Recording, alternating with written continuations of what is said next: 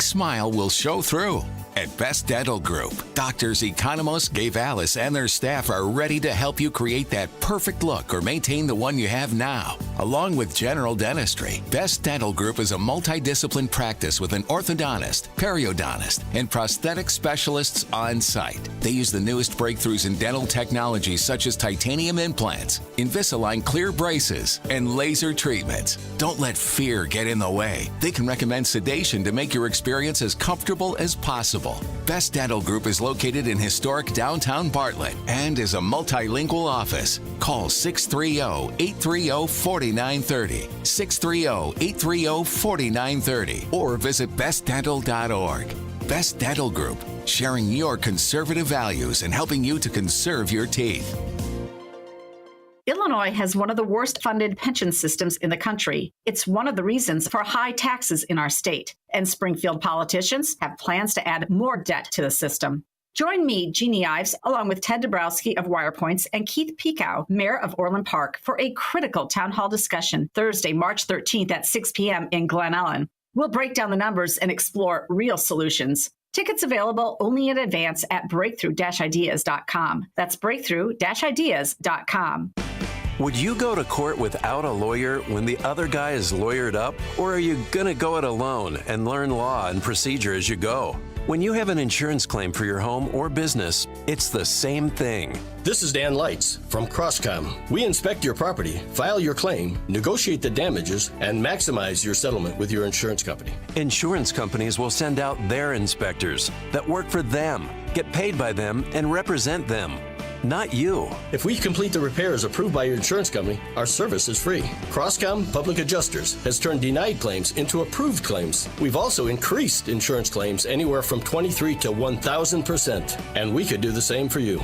We are licensed by the Department of Insurance and work in Illinois, Northwest Indiana, and Southern Wisconsin. CrossCom Public Adjusters, 630-871-5500. Online at crosscominc.com. That's crosscominc.com. CrossCom, building trust for over 20 years.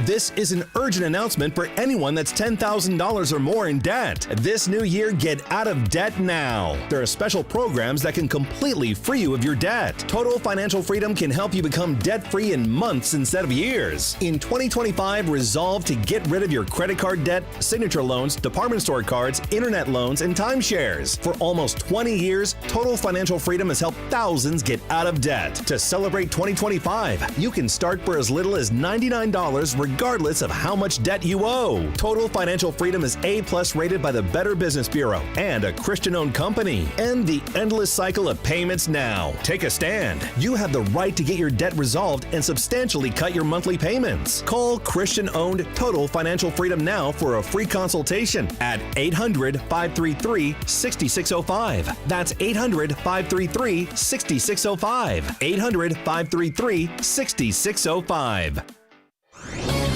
This is Ed Morrissey of HotAir.com for Town Hall. Donald Trump's return to the presidency and his renewed focus on border security and immigration enforcement has driven illegal crossings to a 25-year low. According to CBS News, illegal crossings in the entire month of February comes to the level of an average day during Joe Biden's presidency.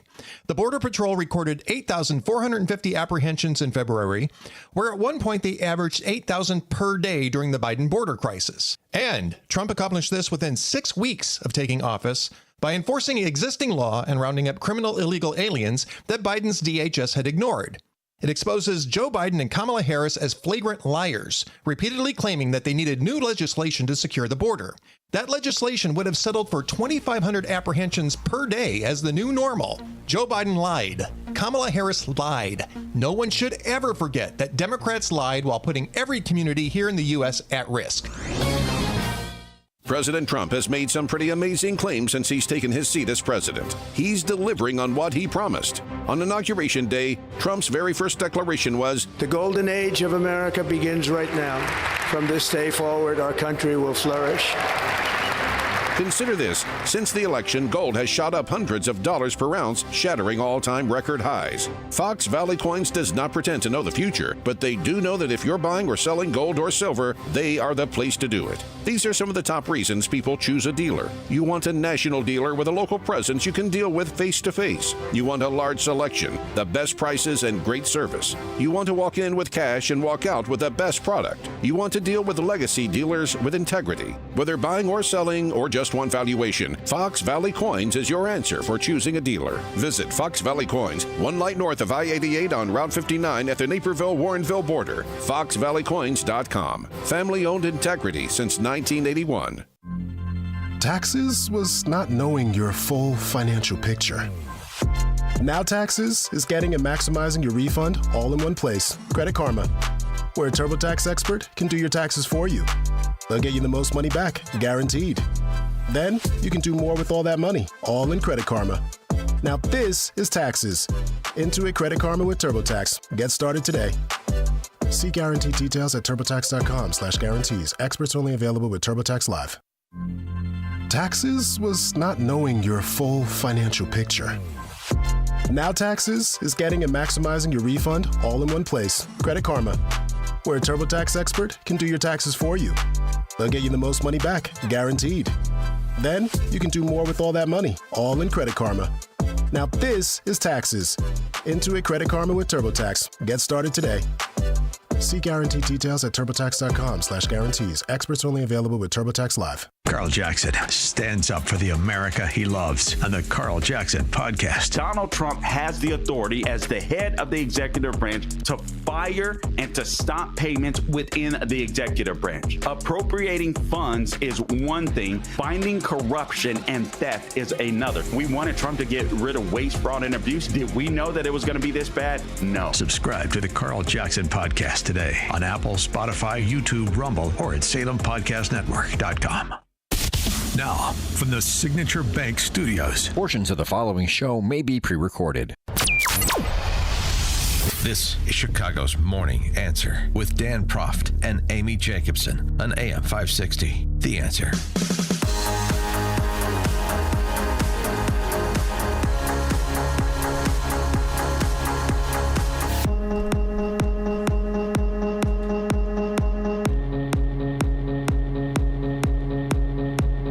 Top of the morning, Dan and Amy. So the fallout from Friday's Oval Office contretemps between Trump and Vance and Zelensky continues with all sides inveighing, trying to get relations repaired in advance of peace in Eastern Europe. And, of course, this against the backdrop of tonight's speech to the joint session of Congress, which I'm sure Trump will have more to say on the topic, much to the chagrin of the newfound bellicose left, the chicken hawks on the left now.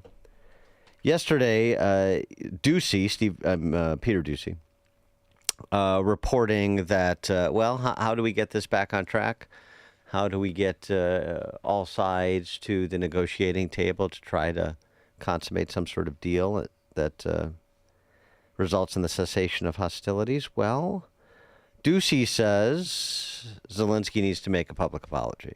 There's quite a disconnect happening here at the White House and with their allies in Kyiv, because I have been told by a senior official here that nothing's going to happen with this minerals deal until Zelensky goes in front of cameras and makes an explicit public apology for the way that he behaved himself, behaved in the Oval Office with that meeting. But Zelensky is out there now saying that he thinks he can still get this minerals deal without saying sorry. We are not making any steps back. This is our policy, to be consistent regardless of what happened before. We are constructive. If we agree that it will be signed, from our side we are ready to sign. I honestly think the United States will be ready as well. Maybe they need time to analyze some things. Yeah, well, good luck, because there is still a desire by Republicans in D.C. to end the war in Ukraine and to make a deal with Ukraine on the way forward. But after Friday's Oval Office dust-up, Republicans don't care if peace happens with Zelensky in charge or somebody else, although nobody is saying yet who they think a suitable Zelensky replacement could be. Well, it's more problematic than that if you accept the premise of Peter Doocy's reporting that some sort of public apology needs to be made, or he needs to be explicitly constructive in advancing the flag that Donald Trump is waving. Otherwise, he should be replaced. Zelensky was asked about communication with President, again, Trump since Friday, and the prospect of resignation, the calls for either engage or go away. Here's what he said. There is communication.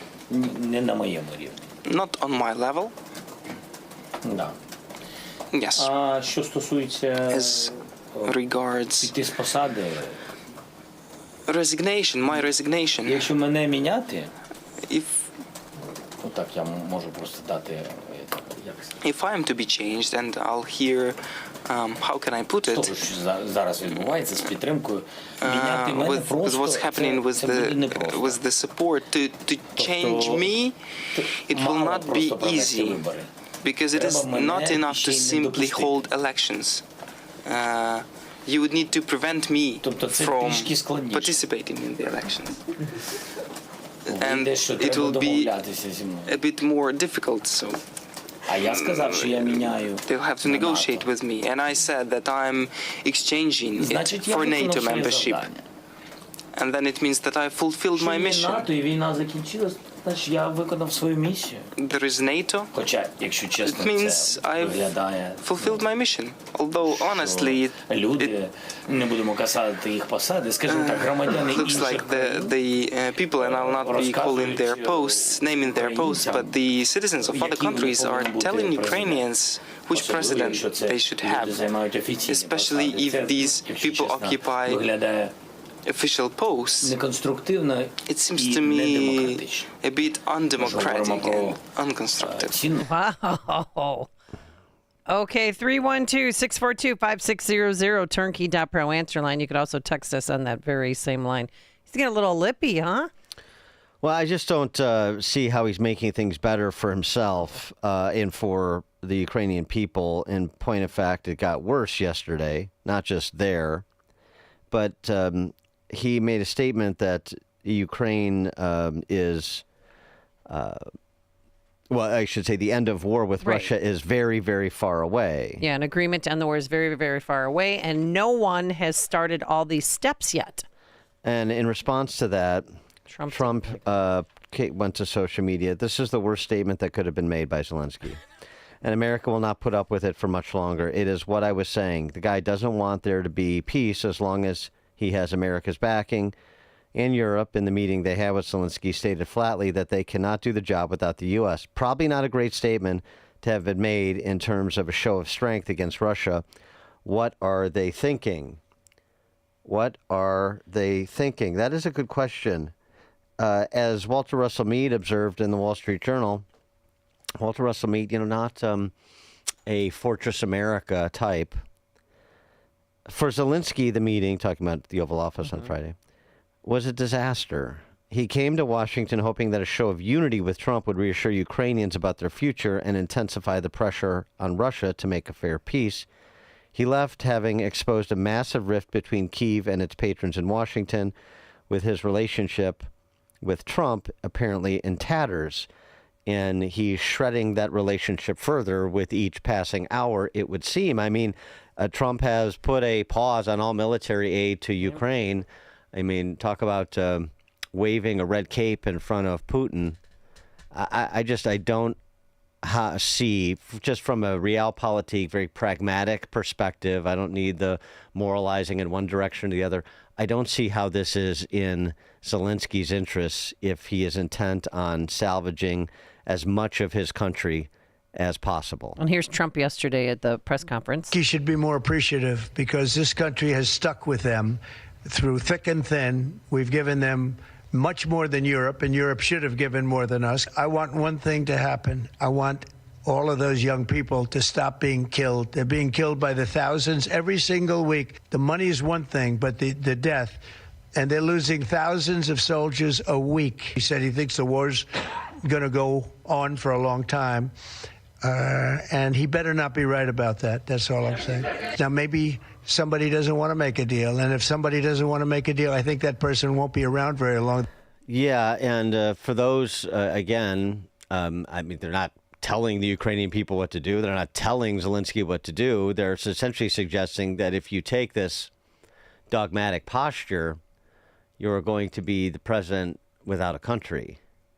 And to that, he responded, I mean, for example, I mean, Lindsey Graham, when you have a falling out with a neocon like Lindsey Graham, who is, clearly one of, if not your biggest cheerleader on the Republican side, and the war of words between Graham and Zelensky continues, with Zelensky saying this about Lindsey Graham's essential ultimatum, similar to Trump's: either engage and advance the process towards peace or replace yourself. Lindsey Graham is Lindsey Graham is a very good guy, a very nice.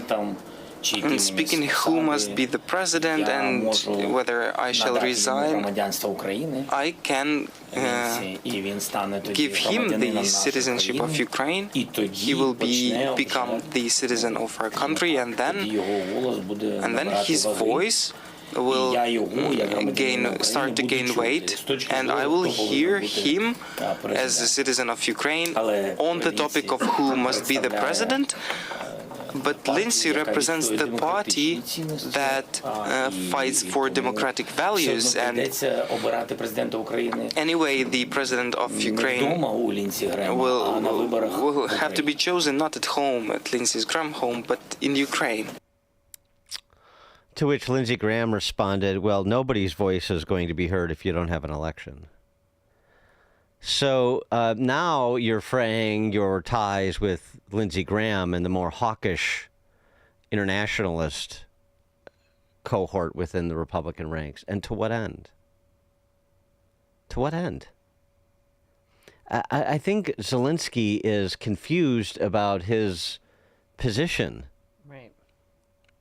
And you're right, he did not help himself at all yesterday. And advancing any peace talks or any repair of relationships with Trump, Vance, and Lindsey Graham even. That confusion could end quite tragically for his people, in addition to the losses that they've already suffered, as Trump was referencing, with young men on both sides dying. I mean, I understand. I understand that Russia was the aggressor. I understand that Russia invaded Ukraine. I understand that that incursion was illegitimate. I understand Putin is a autocrat. And so, again, now that we're done with the, ascribing appellations and heaping moral scorn on Putin, now what do you want to do about it? What do you want to do, given the situation on the ground, to secure as bright a future as quickly as possible for Ukraine? Do they really want another year of the death and destruction? I mean, that's essentially the question that Marco Rubio posited with Clinton Foundation donor Zero over the weekend. I mean, we don't want that. There's no indication that Zelensky wants that.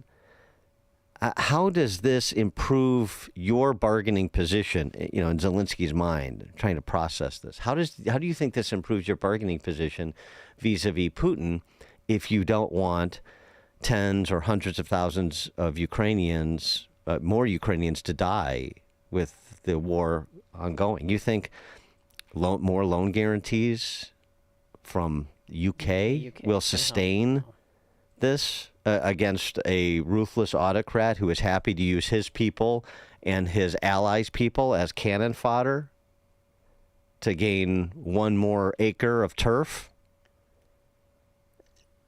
I just don't understand the process here, the thinking, how he's processing this. Joe in East Dundee. Hey, Joe.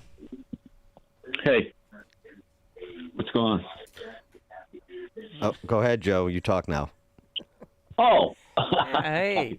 Yeah. Hey, Dan. Sleepies. All right. What's up? Zelensky went into the White House thinking he could use the liberal press media, to further his cause, and it's like, we got a new sheriff in town here, brother. It's going to be Trump's way or the highway. And, Yeah, thanks for the call. I mean, I don't. Trump has not been obtuse about his position, and nor can anyone with even a passing look-see at Trump and his relationship with the D.C. press corps, his concerns about the hysterics from the opposition party. That will have no influence. It just, I mean, to the extent that you ally with those interests, you just further alienate yourself from your principal benefactor. None of this squares the circle for me in terms of what Zelensky is thinking. And if we're pausing military aid to Ukraine, I mean, he better get on it with making, a move to find, to solidify this rare earth minerals deal, and with a peace talk. I mean, that's the only way. And I have to tell you, my sister lives in a neighborhood where there's a few Ukrainian flags hanging. They've been hanging this whole time with an American flag, and now they've taken the American flag down.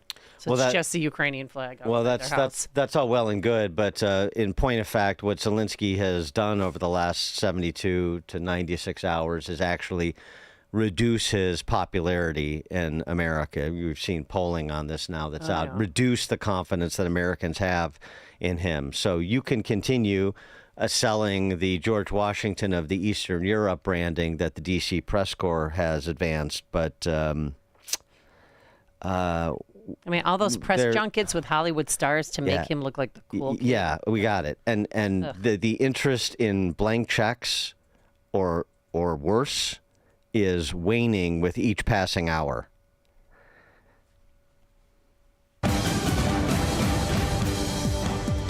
Good morning. It's 45 degrees in Chicago. In the AM 560 The Answer newsroom, I'm Nikki Whaley. Ontario's premier says Canada is set to retaliate against tariffs the U.S. plans to impose on his country. I will stop shipments going into the U.S. for nickel. It will shut down manufacturing because 50% of the nickel you use is coming out of Ontario.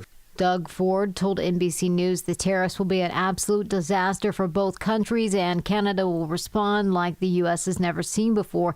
He also threatened to shut down the electricity that goes to the U.S.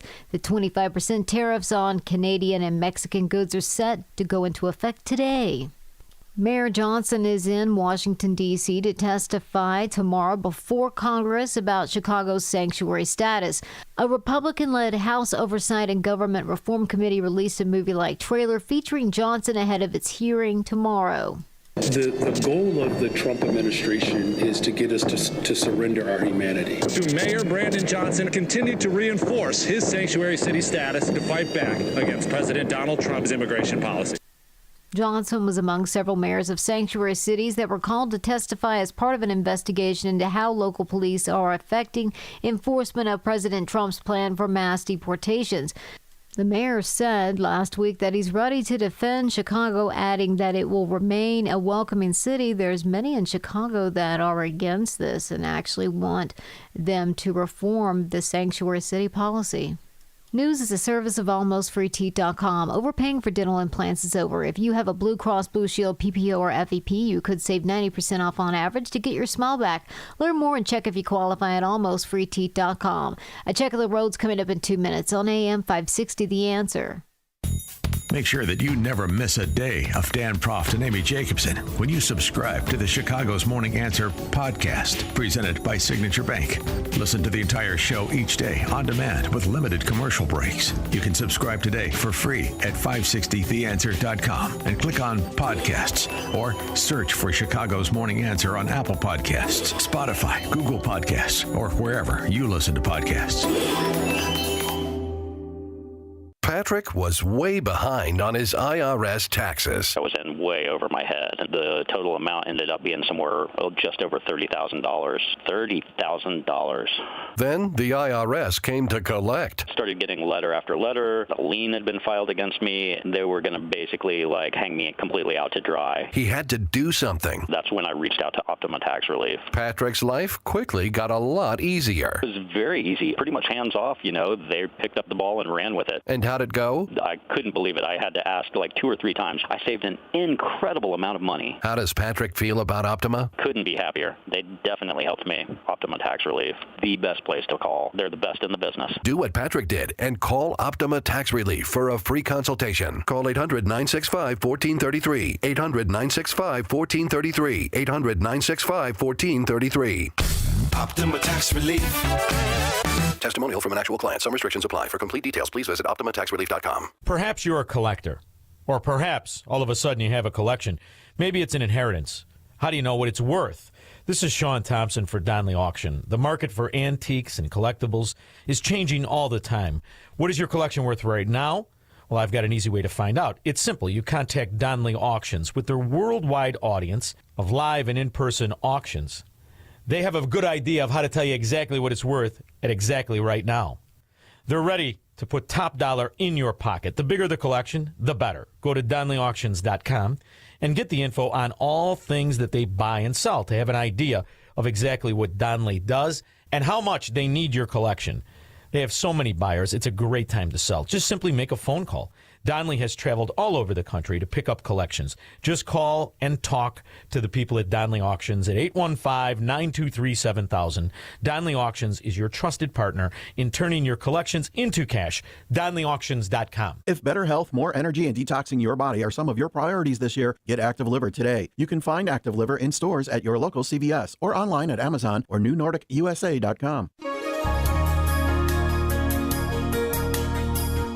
Today, periods of rain, thunderstorm, breezy, and the high today 52. Breezy tonight with rain, thunderstorm, low 47. Rain tomorrow morning, turning colder with a shower of rain or snow in the afternoon. Windy day, high tomorrow 51. I'm Steve Williams on AM 560, The Answer. Now, from the Signature Bank Studios.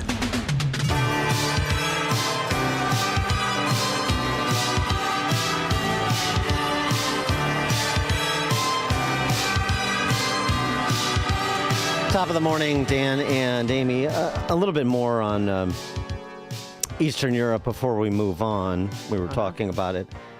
I mean, again, I don't think the left understands the landscape. Senator Mark Kelly is a former Navy pilot. Okay. Abby Gifford's husband. Yeah. Was on with Jen Psaki. Good job. And,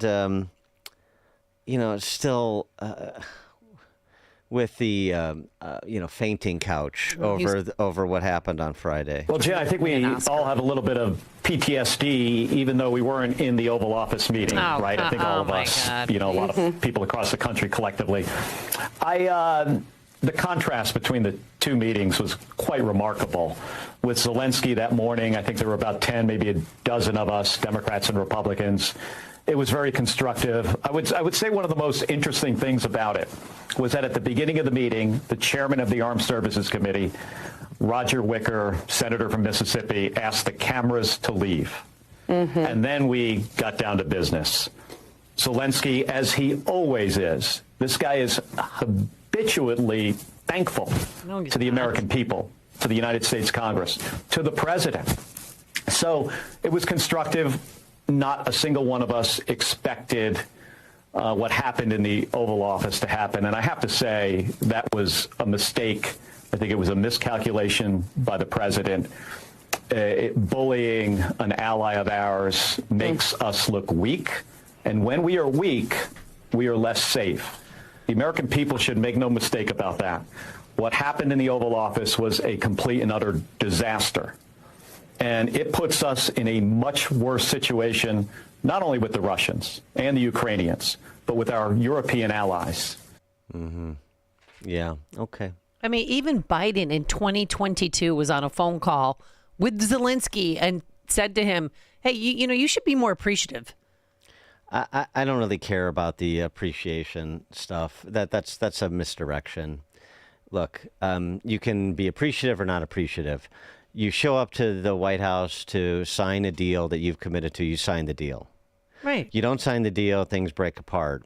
You take a position that is completely adverse to what the White House is trying to do, what I thought all parties were interested in, which is some sort of lasting peace, which is stopping the bloodshed, stopping the further erosion of Ukraine as a sovereign country, the loss of additional territory, and you do an about face. How do you want me to respond to that? Now you're going to do this PTSD and resuscitate the Trump is aligned with Moscow stuff.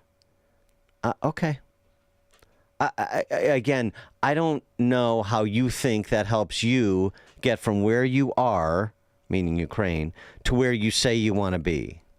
And Trump provided a little bit of a history lesson, too, reminding the D.C. press corps and Senator Kelly and the rest of the pearl clutchers that are more obsequious to Zelensky than he is to the United States, reminded them just what's happened over the last 2 decades when it comes to Russia's revanchism.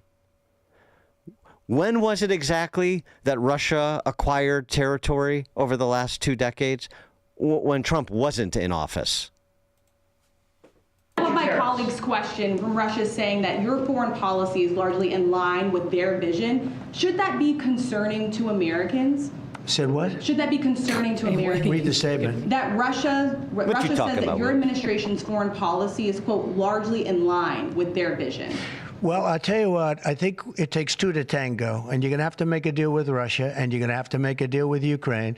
You're going to have the assent, and you're going to have the consent from the European nations, because I think that's important, and from us. I think everybody has to get into a room, so to speak, and we have to make a deal. And the deal can be made very fast. It should not be that hard a deal to make. It could be made very fast. Now, maybe somebody doesn't want to make a deal. And if somebody doesn't want to make a deal, I think that person won't be around very long. That person will not be listened to very long because I believe that Russia wants to make a deal. I believe certainly the people of Ukraine want to make a deal. They've suffered more than anybody else. We talk about suffering. They've suffered. But if you think about it, under President Bush, they got Georgia, right? Russia got Georgia. Under President Obama, they got a nice big submarine base, a nice big chunk of land where they have their submarines. You know that, right? Crimea. Under President Trump, they got nothing. And under President Biden, they tried to get the whole thing. They tried to get the whole big Ukraine, the whole thing. If I didn't get in here, they would have gotten the whole thing. So I can only say, you can go back to Bush, you can go back to Obama, and go back to Biden. They took a lot. The only one they didn't get, you know what I gave them? I gave them anti-tank missiles. That's what I gave them. I gave them sanctions on Russia. I gave them javelins. You know the javelins? You know when they took out all those tanks? You know the tanks were heading to Kiev by the hundreds, and they were unstoppable. And I gave them javelins. So, you know, I really, Putin is the one that will tell you this has not been so good for them. The fact is that I just want fairness. I want fairness. But think of it. I gave Russia nothing. Yeah, think of it. Something else, just again, to refresh and help you refresh those within your circles of influence who are perhaps mindlessly flying the Ukrainian flag or repeating the histrionics of Senator Kelly. This was yesterday on CNN. Jake Tapper, of all people. Germany will become totally dependent. Europeans were actually buying more Russian oil and gas than they were helping Ukraine in terms of the aid. So in some ways, the Europeans are funding both sides in this war. Funding both sides in this war. That sounds like something Trump said at the UN in 2018. Germany will become totally dependent on Russian energy if it does not immediately change course. Here in the Western Hemisphere, we are committed to maintaining our independence from the encroachment of expansionist foreign powers. And the German delegation laughed at him while he was offering those remarks at the UN. And then in 2018, in Brussels, meeting with NATO general and NATO functionaries, Trump again raised this issue of financing both sides of the war. Well, I have to say, I think it's very sad when Germany makes a massive oil and gas deal with Russia, where you're supposed to be guarding against Russia, and Germany goes out and pays billions and billions of dollars a year to Russia. So we're protecting Germany, we're protecting France, we're protecting all of these countries, and then numerous of the countries go out and make a pipeline deal with Russia, where they're paying billions of dollars into the coffers of Russia. So we're supposed to protect you against Russia, but they're paying billions of dollars to Russia, and I think that's very inappropriate. And the former chancellor of Germany is the head of the pipeline company that's supplying the gas. Ultimately, Germany will have almost 70% of their country controlled by Russia with natural gas. So you tell me, is that appropriate? I mean, I've been complaining about this from the time I got in. It should have never been allowed to have happened. But Germany is totally controlled by Russia because they were getting from 60 to 70% of their energy from Russia and a new pipeline. And you tell me if that's appropriate, because I think it's not. And I think it's a very bad thing for NATO, and I don't think it should have happened. Poland Prime Minister Donald Tusk. 500 million Europeans are asking 300 million Americans to defend them against 140 million Russians. Think about that. That's what he said. He repeated it. Let me repeat that. 500 million Europeans are asking 300 million Americans to defend them from 140 million Russians. And what he's essentially saying is we, the Europeans, need to step up. And the dispatching of Macron to the White House, the $2 billion in loan guarantees, and the soaring rhetoric from two-tier Keir Starmer about missiles in the sky and boots on the ground, that's not going to be enough. So what else do you have? You want to pile on Trump with this he's aligned with Moscow business and ignore the last 25 years of history, ignore the last 8 years of history? They're financing both sides, and we're supposed to pick up the tab? And then we're going to be dictated to by Zelensky for something that happened on everybody's watch except Trump. No. But he's the best one to clean it up. Philip in Indiana, you're in Chicago's Morning Answer. Hey, guys, how are you? Good. Hey, can you hear me? Yeah. Putin, 72 years old, born October 7th, 1952.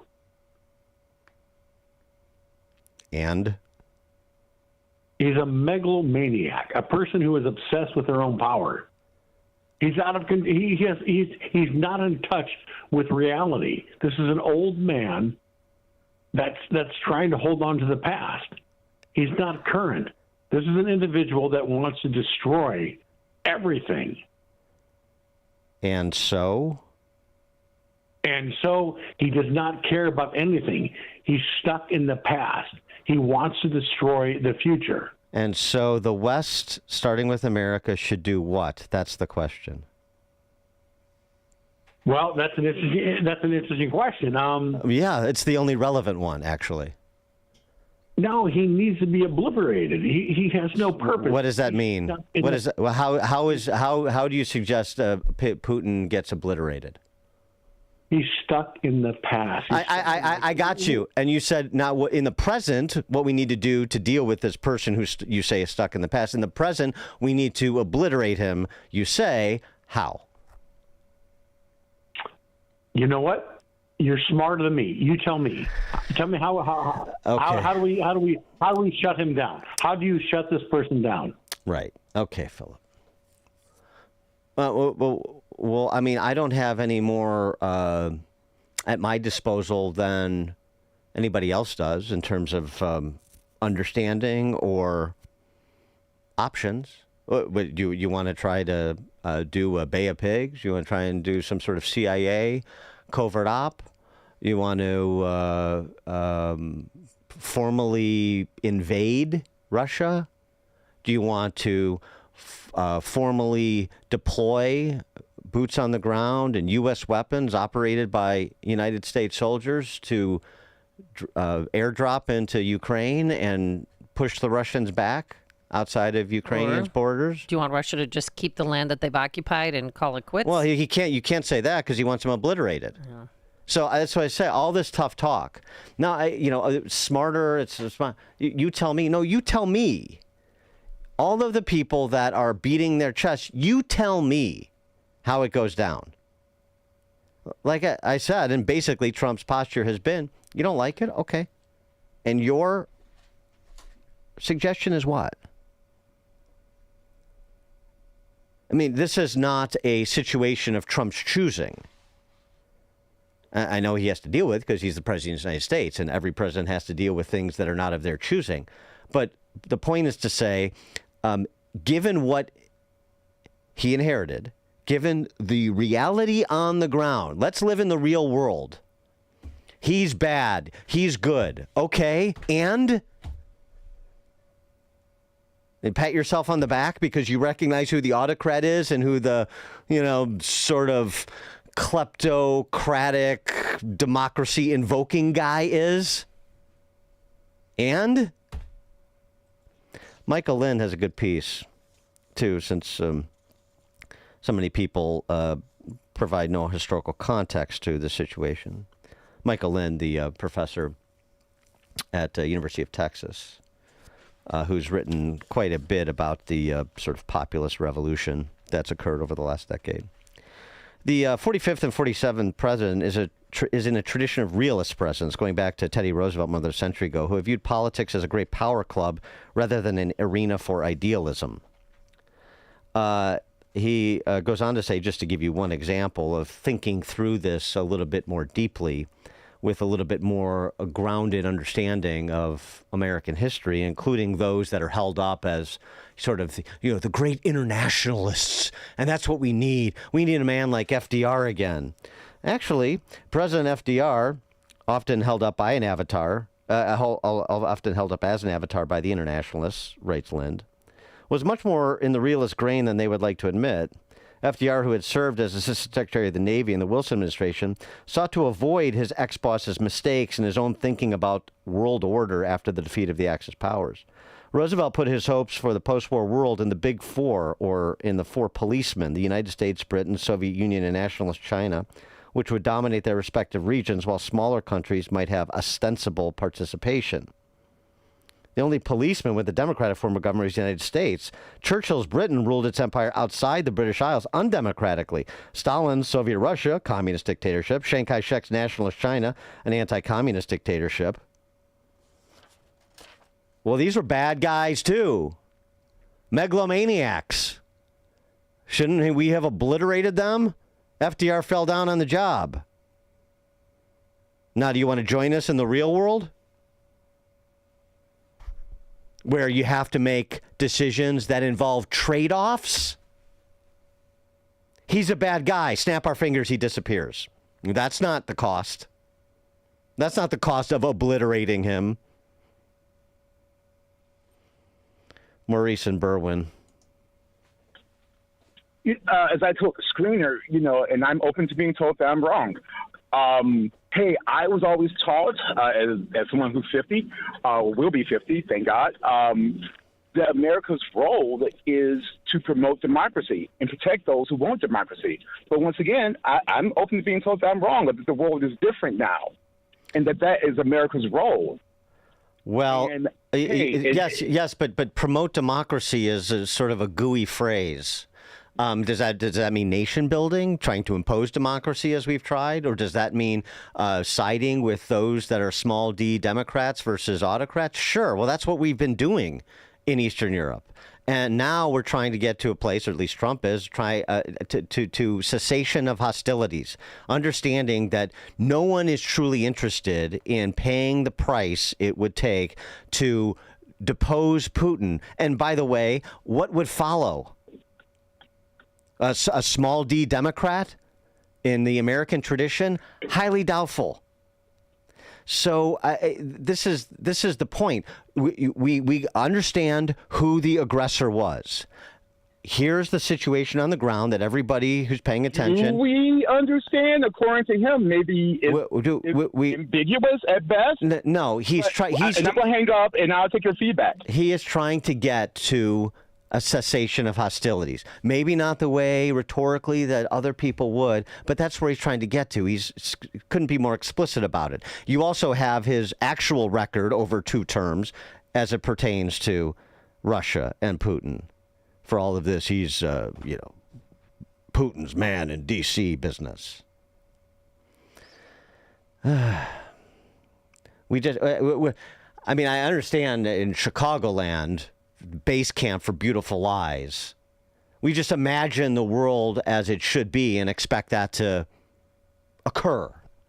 Mm-hmm. Somebody else will do it. I'll pay no price, and nobody else will either. There'll be no ugliness, and it'll just happen. I'll just go to Starbucks and pretend nothing's wrong. Let's just click our heels 3 times.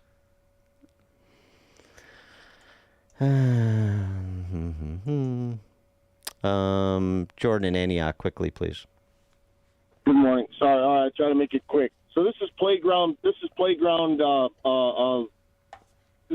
mentality. You got the little guy, you got Ukraine, and you got Russia, which is the quiet bully, right? And Ukraine's been spouting off, and the bully finally knocks his ass on the ground. Now you have all the other kids behind him who are too feckless and afraid to actually stand up to the bully that tries to bolster, which all the feckless kids are Europe and Biden, and they say, no, you can beat him up. We'll keep helping you. You can beat him up. He never beats him up. Trump steps in, who's the quiet kid on the picnic table, who everybody knows can kick everybody's butt, but he just doesn't, and says, stop. Now, you're going to walk away, and you're going to have this, and he looks at Zelensky and says, you got punched. You're not going to be able to walk away from getting punched, but you're going to stop getting beat up. And then he looks at the rest of Europe and says, if you guys would have done something about this before, I wouldn't have had to step in. Thanks, Jordan. I appreciate the playground metaphor. Pretty good one. Coming up on Chicago's Morning Answer. At 6:06, that meeting of Dem centrist strategists to get out of bathrooms and into classrooms, it's not going so well, or at least the Senate Democrat caucus hasn't picked up on it. We'll start there, 6:06. And former Mayor Rahm Emanuel says he not ruling out being mayor again in the future.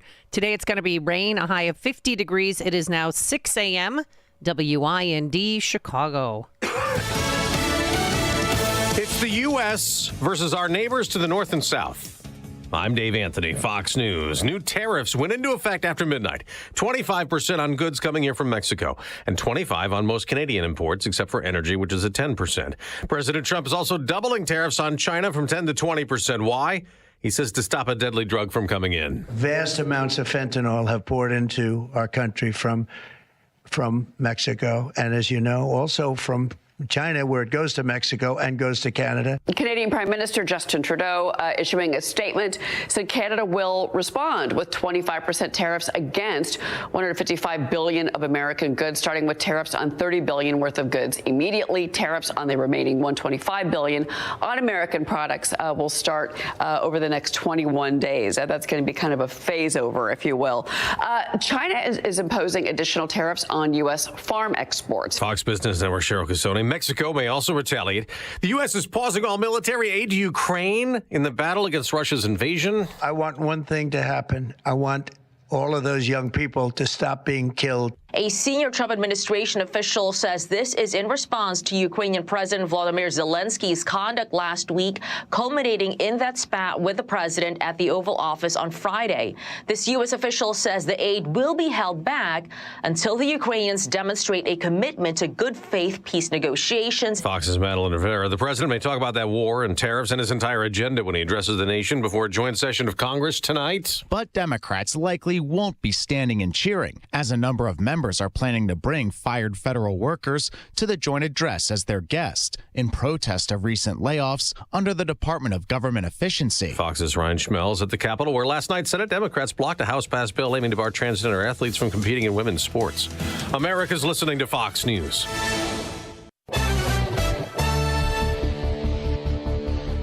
Good morning. It's 45 degrees in Chicago in the AM 560 The Answer newsroom. I'm Nikki Whaley. Vice President J.D. Vance says he was trying to defuse the situation during last Friday's meeting with Ukrainian President Zelensky. In an interview with Fox News, Vance said President Trump was trying to be gracious and diplomatic for most of the Oval Office meeting. However, Vance says things went off the rails when he answered Zelensky, and then the Ukrainian president came at him. He said when things really started to heat up, he pushed to take the discussion behind closed doors, but President Trump wanted the American people to see it. Vance indicated there was a lack of respect and sense of entitlement from Zelensky. The head of the FBI's New York field office was forced out Monday, a month after he pushed back against the Trump administration's purge of agents who worked on January 6 cases. Assistant director in charge of the FBI's New York field office, James Dennehy, retired from the bureau Monday, telling his colleagues he was forced out in an email. The Illinois Tollway is warning drivers about a texting scam. Officials say the scammers will send texts to people claiming that they have unpaid tolls and need to pay them immediately. Officials say don't respond or provide payment information because they're phishing texting scams. In order to check to see if the text is legitimate, individuals should reach out to the Illinois Tollway. University of Chicago police put out a campus-wide alert after 3 students were robbed at gunpoint over the weekend on the south side. The armed robberies happened early Saturday morning in the 5800 block of South Dorchester Avenue. Police say no injuries were reported. Suspects were in a white SUV. No one is in custody at this time.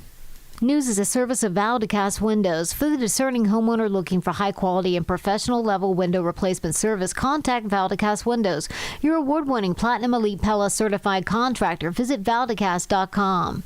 A check of the roads coming up in 2 minutes on AM 560 The Answer. Mike Gallagher sees craziness in Germany. And I want you to hear 60 Minutes. Is it a crime to insult somebody in public? Yes. Yes, it is. And it's... Yes, it is. No, yes. It's a crime to insult somebody in public in Germany. And CBS is suggesting that would be good here. The Mike Gallagher Show. Weekdays at 9, right before Dennis Prager at 11 on AM 560. The Answer. Seems everything costs more these days. Gas, groceries, and when's the last time you checked your wireless bill? Yikes. When it comes to big wireless, if you're staying, you may be overpaying. Switch to Consumer Cellular and get the same fast, reliable nationwide coverage without the big wireless bill. Plans start at just $20 a month, and that's not a short-term promo. But don't just take our word for it. Here's Jackie and Veronica, real customers. I didn't know that I could get something for a lot less money that was actually better than who I was with before. Anytime anybody complains about their cell phone bill, we say, you've got to check out Consumer Cellular. Our U.S.-based experts will get you switched and saving in about 20 minutes. Just call or click to see how much you can save today. Because when it comes to big wireless, if you're staying, you may be overpaying. Call 1-888-FREEDOM or visit ConsumerCellular.com. That's 1-888-FREEDOM or ConsumerCellular.com today. Real people paid to share their opinions in this ad. Plans include $5 credit for auto pay and e-billing. The fight against abortion in Illinois has never been more important than it is right now. Thanks to our elected officials, Illinois has become an abortion tourism destination. The number of abortions in our state continues to grow, despite the fact that crisis pregnancy centers outnumber abortion clinics almost 3 to 1. Now, thanks to a new effort by Caring Network, it's possible to reach abortion-minded women to provide peace of mind and security to help them choose life. This new Reach Her First initiative seeks to provide women with the assurance and information they need before they choose an abortion. But Caring Network needs your help to reach women who are considering abortion. For a one-time gift of just $150, you can help reach 5 women and help them choose life. That's all it takes to prevent an abortion. To make that gift, just go to 560theanswer.com/caring. That's 560theanswer.com/caring. Chicago's Morning Answer continues next, but now a quick check of your forecast from the National Weather Service. Breezy day today, periods of rain, thunderstorm, high 52. Rain, thunderstorm, breezy night, low tonight 47. Periods of rain tomorrow morning, turning colder. Rain or snow shower by the afternoon, windy day, high tomorrow 51. I'm Steve Williams on AM 560, The Answer. This hourly segment is brought to you by Scott Tucker Solutions and his show Retirement Decoded. Sunday mornings at 8. Learn more at scotttuckersolutions.com. Now, from the Signature Bank Studios, this is Chicago's Morning Answer with Dan Proft and Amy Jacobson on AM 560. The Answer.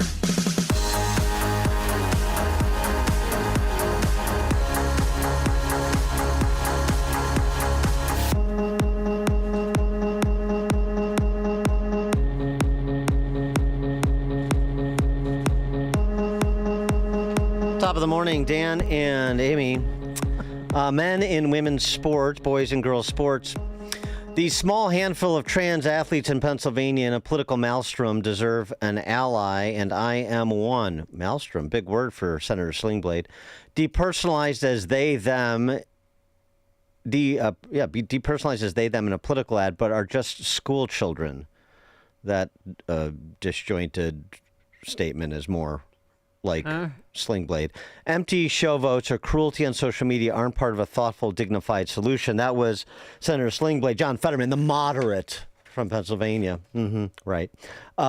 He and 44 of his new Marxist colleagues voted against cloture and advancing a measure in the Senate to prohibit boys from playing girls' sports. 45 up, 45 down. 45 against, including our very own Senators Sack of Durbin and Duckworth. All oppose prohibiting boys from playing girls' sports. In other words, they oppose women exclusively playing women's sports. Can we play in their sports?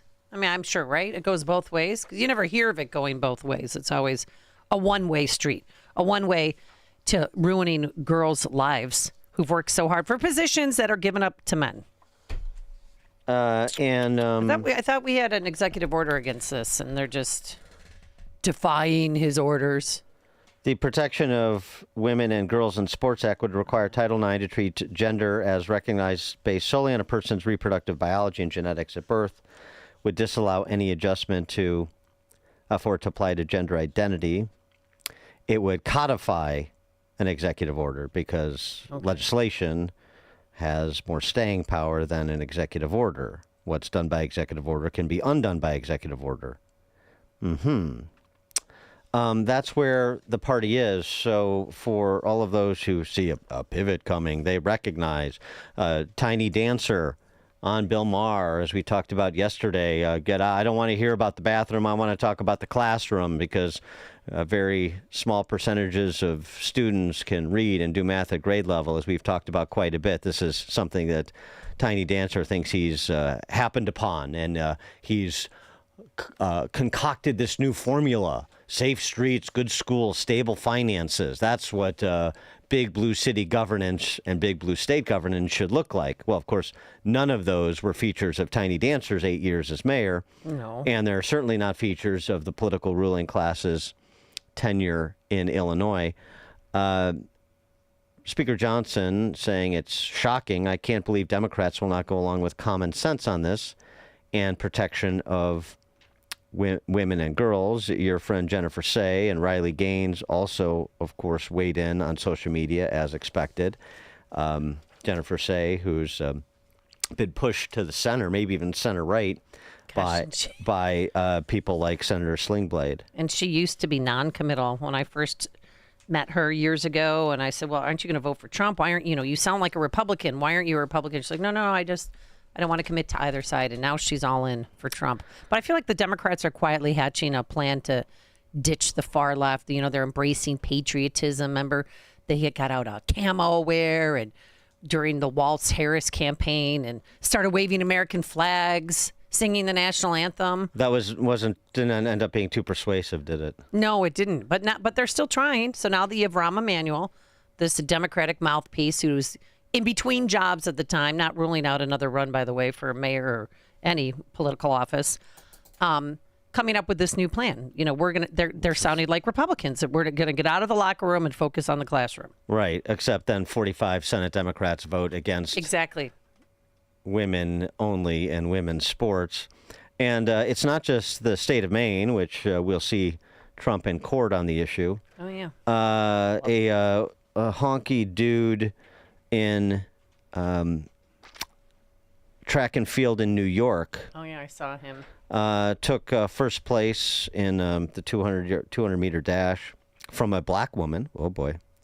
Division III Atlantic Region Track and Field Championships in New York. Didn't he also win the triple long jump, I think? It's different. Yeah. This guy's name is Camden Schreiner.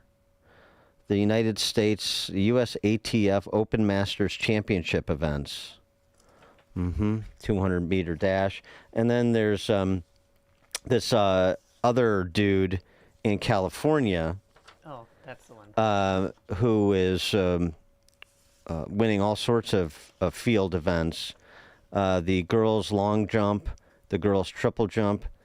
He won the girls' long jump. A.B. Hernandez is his name. The long jump, he jumped 19 feet. Second place was 17 feet 3 inches. The triple jump, he did 41 feet 2 inches. Second place was 38 feet 6.5 inches. Pretty big spread. Yeah, he's an advantage. Yeah. And this was A.B. Hernandez after winning these first place finishes in the long jump and the triple jump, talking about his future, looking forward to state. Speaking on the 40-foot, jumping that in the triple, keeping that consistency with that, hitting that 40-foot mark, what's just your expectations for the rest of the year? Expectations just to keep my phases longer, push more, work out more, get further, hopefully hit a 41 this year if it's possible, preferably at state so that I can possibly win, but just keep pushing myself harder. Yeah, okay. California, New York, Maine, Pennsylvania. The fight is still very much on with respect to this business.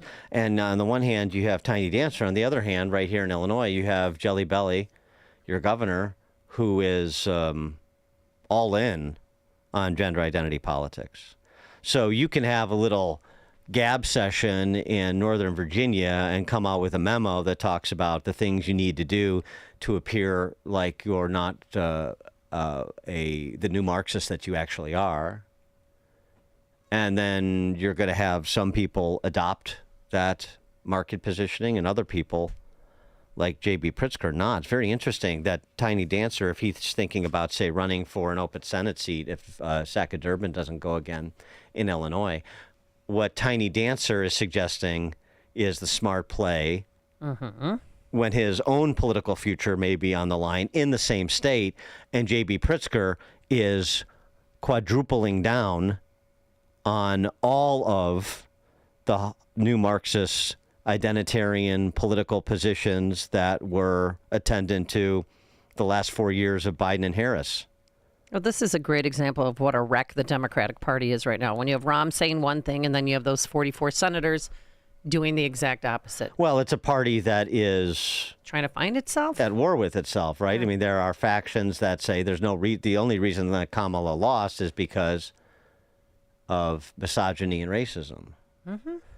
And there's infighting within their ranks. I mean, there's always tensions in big parties because you have a lot of people that have different points of view and different advice and counsel when it comes to communications and branding and so forth. Right, but they don't have a leader. But this is a fundamental divide. You can't really have it both ways. You can't focus on cultural Marxism and at the same time present yourself as narrow casting, safe streets, good schools, and stable finances.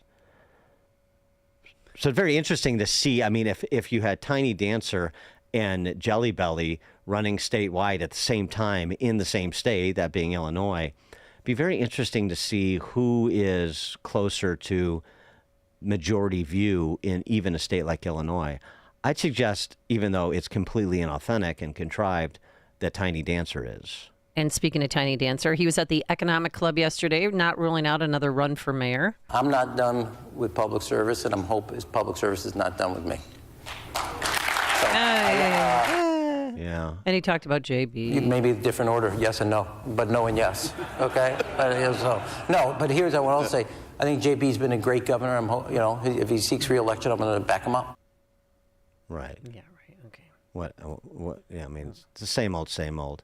And the people that are clapping like, we go back to, the great days when Ron was mayor. I mean, teacher strikes and failing schools papered over by phony graduation rates and high homicide rate. Yeah, I mean, violent crime wasn't any better. No. Text message, Dan and Amy, oh, Lord. Did he and Andrew Cuomo have a powwow? What's next, Blagojevich? Yeah, well, again, there is a belief that what the model that was offered by Eric Adams to some extent, certainly in most other big cities, Karen Bass's and Brandon Johnson's and Brandon Scott in Baltimore and Michelle Wu in Boston, that's not going so well. And so the Cuomos and the Tiny Dancers of the world are trying to advance their own interests, and they think what they're saying is this is the path to us maintaining our political power, which is the only thing that matters to them. And Jelly Belly is saying, well, that may be true, but my constituency is not in Illinois because I've got Illinois locked up. This is what he thinks. My constituency is the primary electorate in 2028, and I got to be the most outlandish, the most reckless critic of Trump. I have to stick with all of the identitarian business because that's where the manifest weight of the party is. That's how I get to the nomination, in addition to buying people off. I'm not done with public service. But maybe public service is done with you. The whole public service. I know. This is public service. That's what Tiny Dancer is involved in. He has more to give. These people are all givers. They're not takers. No. Don't you dare say they're takers. It from the heart, man. They're givers. Sean and Darian. Yeah, good morning, guys. I know I felt the same way, Dan, when you repeated that. He said public service. It's the most pathetic thing I've ever heard. They're nothing but thieves and scoundrels, and this makes me sick. Thank you. Thanks for the call, Sean. Chris in Lake County. Yeah, I agree with you on Pritzker. I'm not sure that we're hearing Rahm the same way, though. I saw that interview, and I think what he's saying is, I want to focus on the economic issues, et cetera, the education issues. I just don't want to hear about boys and girls' bathroom. I don't want to hear about the bathroom issue. Yeah, that's what he said. I think that's his non-commit. Yeah, but I don't think it means he supports banning boys from girls' sports or banning boys from bathrooms. He just doesn't want to hear about it. Well, right, but I mean that's and then you're going to get caught. Thanks for the call, Chris. This is what Ronner thought he could do. I'm taking moral issues off the table. Oh, really? Well, you're only one person. There are other people who want moral issues on the table, and so when they're put on the table in front of you, you're going to be confronted with a choice whether you would like to be confronted with that choice or not. And when he was confronted with that choice, he vomited all over himself and he it blew up his base, and he ended his gubernatorial reign very quickly, didn't he? And next thing you know, we have taxpayer-funded abortions, and we're a sanctuary state. Thank you, Ronner. And so Tiny Dancer is not going to be able to dodge the LGBTQIA2S++++ mafia. Nobody on the left will. You have to confront these issues. Yeah, you're right. I just want to hear about it. I'm going to focus on the classroom, and that's what he's going to use as his pat line for as long as he can get away with it. But at some point, particularly if he was elected again, which anything's possible in this godforsaken state, with no institutional memory and a majority of the electorate that has very little respect for themselves, he'll be confronted with these choices, and he's going to have to vote on them, and he's going to pull a Fetterman. He'll offer some rhetoric, maybe one or two issues. He'll vote against the majority of his party to show his independence. But by and large, he will be advancing the flag of the new Marxists that dominate his party, just as he did as mayor, just as he did as White House chief of staff in service of the great identitarian leader, Barack Obama, who ushered in this period of race first and then gender as the basis to organize society. Rahm was part of all that. But I'm just going to forget all that. Brandon Johnson's so bad. Oh, it would be great if we had Rahm again, and that's the depth of my analysis. Okay. Corey and Woodlawn. Hey, thanks for taking the call, guys. I don't think the Democrat Party can ever move away from sexism and racism, because that's where their bread and butter is. Every clown I know that votes for the Democrat Party is an emotional wreck. You cannot reason with them. You cannot present logic to them. They're completely off hands, and that's how the Democrats want them. Because if they ever simmer down, if they ever come off that emotional high, they will see the destruction that they've done by voting for them. Like Chicago is now. 80% dislike Brandon Johnson. When he was running, they were on an emotional high for this clown. Thanks, guys. Right, but they can't confront what they've done, so we'll just scurry past it. That's exactly what happens. You certainly don't want to address science and data. Didn't during COVID. You don't want to with any of these other issues. But this is interesting. A study of more than 107,000 patients with gender dysphoria over the age of 18 has concluded that those who undergo transgender surgeries are at greater risk for mental health problems, including depression, suicidal ideation, anxiety, and others. This was published in the Oxford Academic Journal of Sexual Medicine. The conclusion that bottom and top surgeries are, quote, associated with increased risk of mental health issues, unquote. Our analysis, quote, our analysis reveals a significantly elevated risk of mental health disorders, including depression, anxiety, suicidal ideation, and substance use disorder post-surgery among individuals with a prior diagnosis of gender dysphoria. So the whole live daughter versus dead son turns out to be not supported by the science. What a surprise. And they asked the people who actually had the surgeries, 107,000 of them. Okay. That's good to know. Roy and Glen Ellen. Don't forget it. Yes, good morning. Yeah, as you always say, Dan, you can't trust them. This Blago and Rahm and Fetterman all coming around. It's just garbage. And then real quick, I'm attending tonight. Do I need a State Department warning notice, or who should I contact? Yes. As you mentioned a couple of weeks ago. You mean just like a State Department warning, like in terms of what you should do to make sure that you're safe going to an AM 560 event? Yeah. Yeah, very good. All right, we'll see you tonight, Roy. Thanks for the call. I'm sure we'll have a complement of ruffians to make sure that order is maintained in Rolling Meadows. Connect with Dan and Amy on the AM 560 The Answer mobile app. Just text the word app to 64636 to download the app today. At almostfreeteeth.com, they're dedicated to making smiles great again. If you have medical PPO insurance, find out how you could save 90% off on average to get a beautiful dental implant supported smile. Check if you qualify right now at almostfreeteeth.com.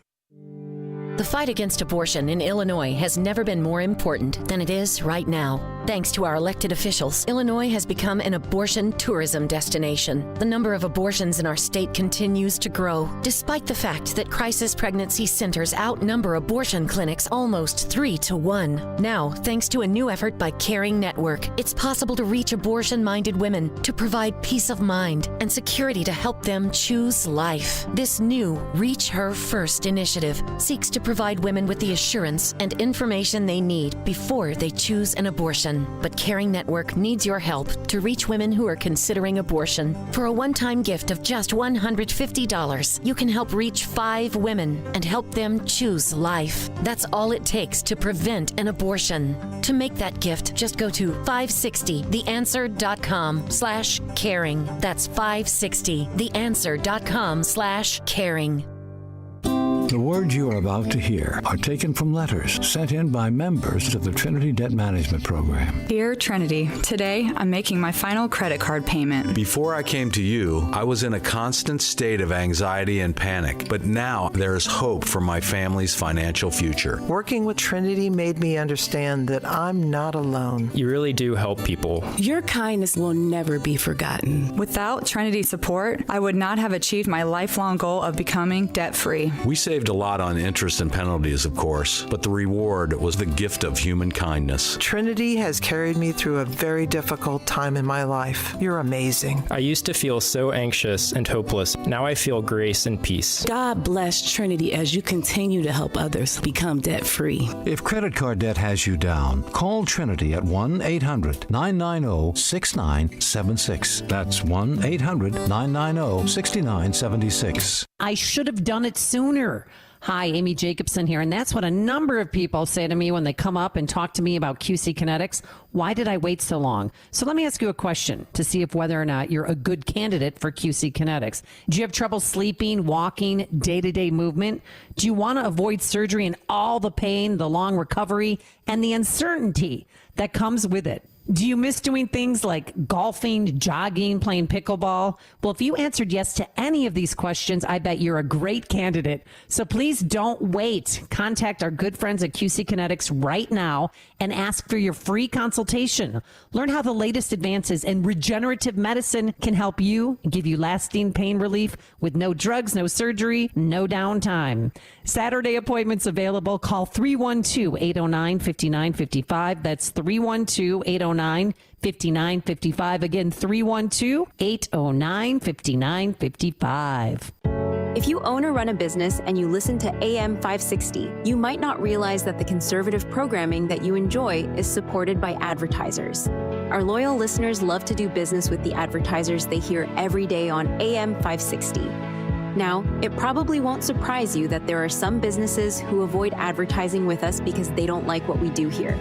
And that's okay, because our audience wants to support businesses that support what we do and think like we think.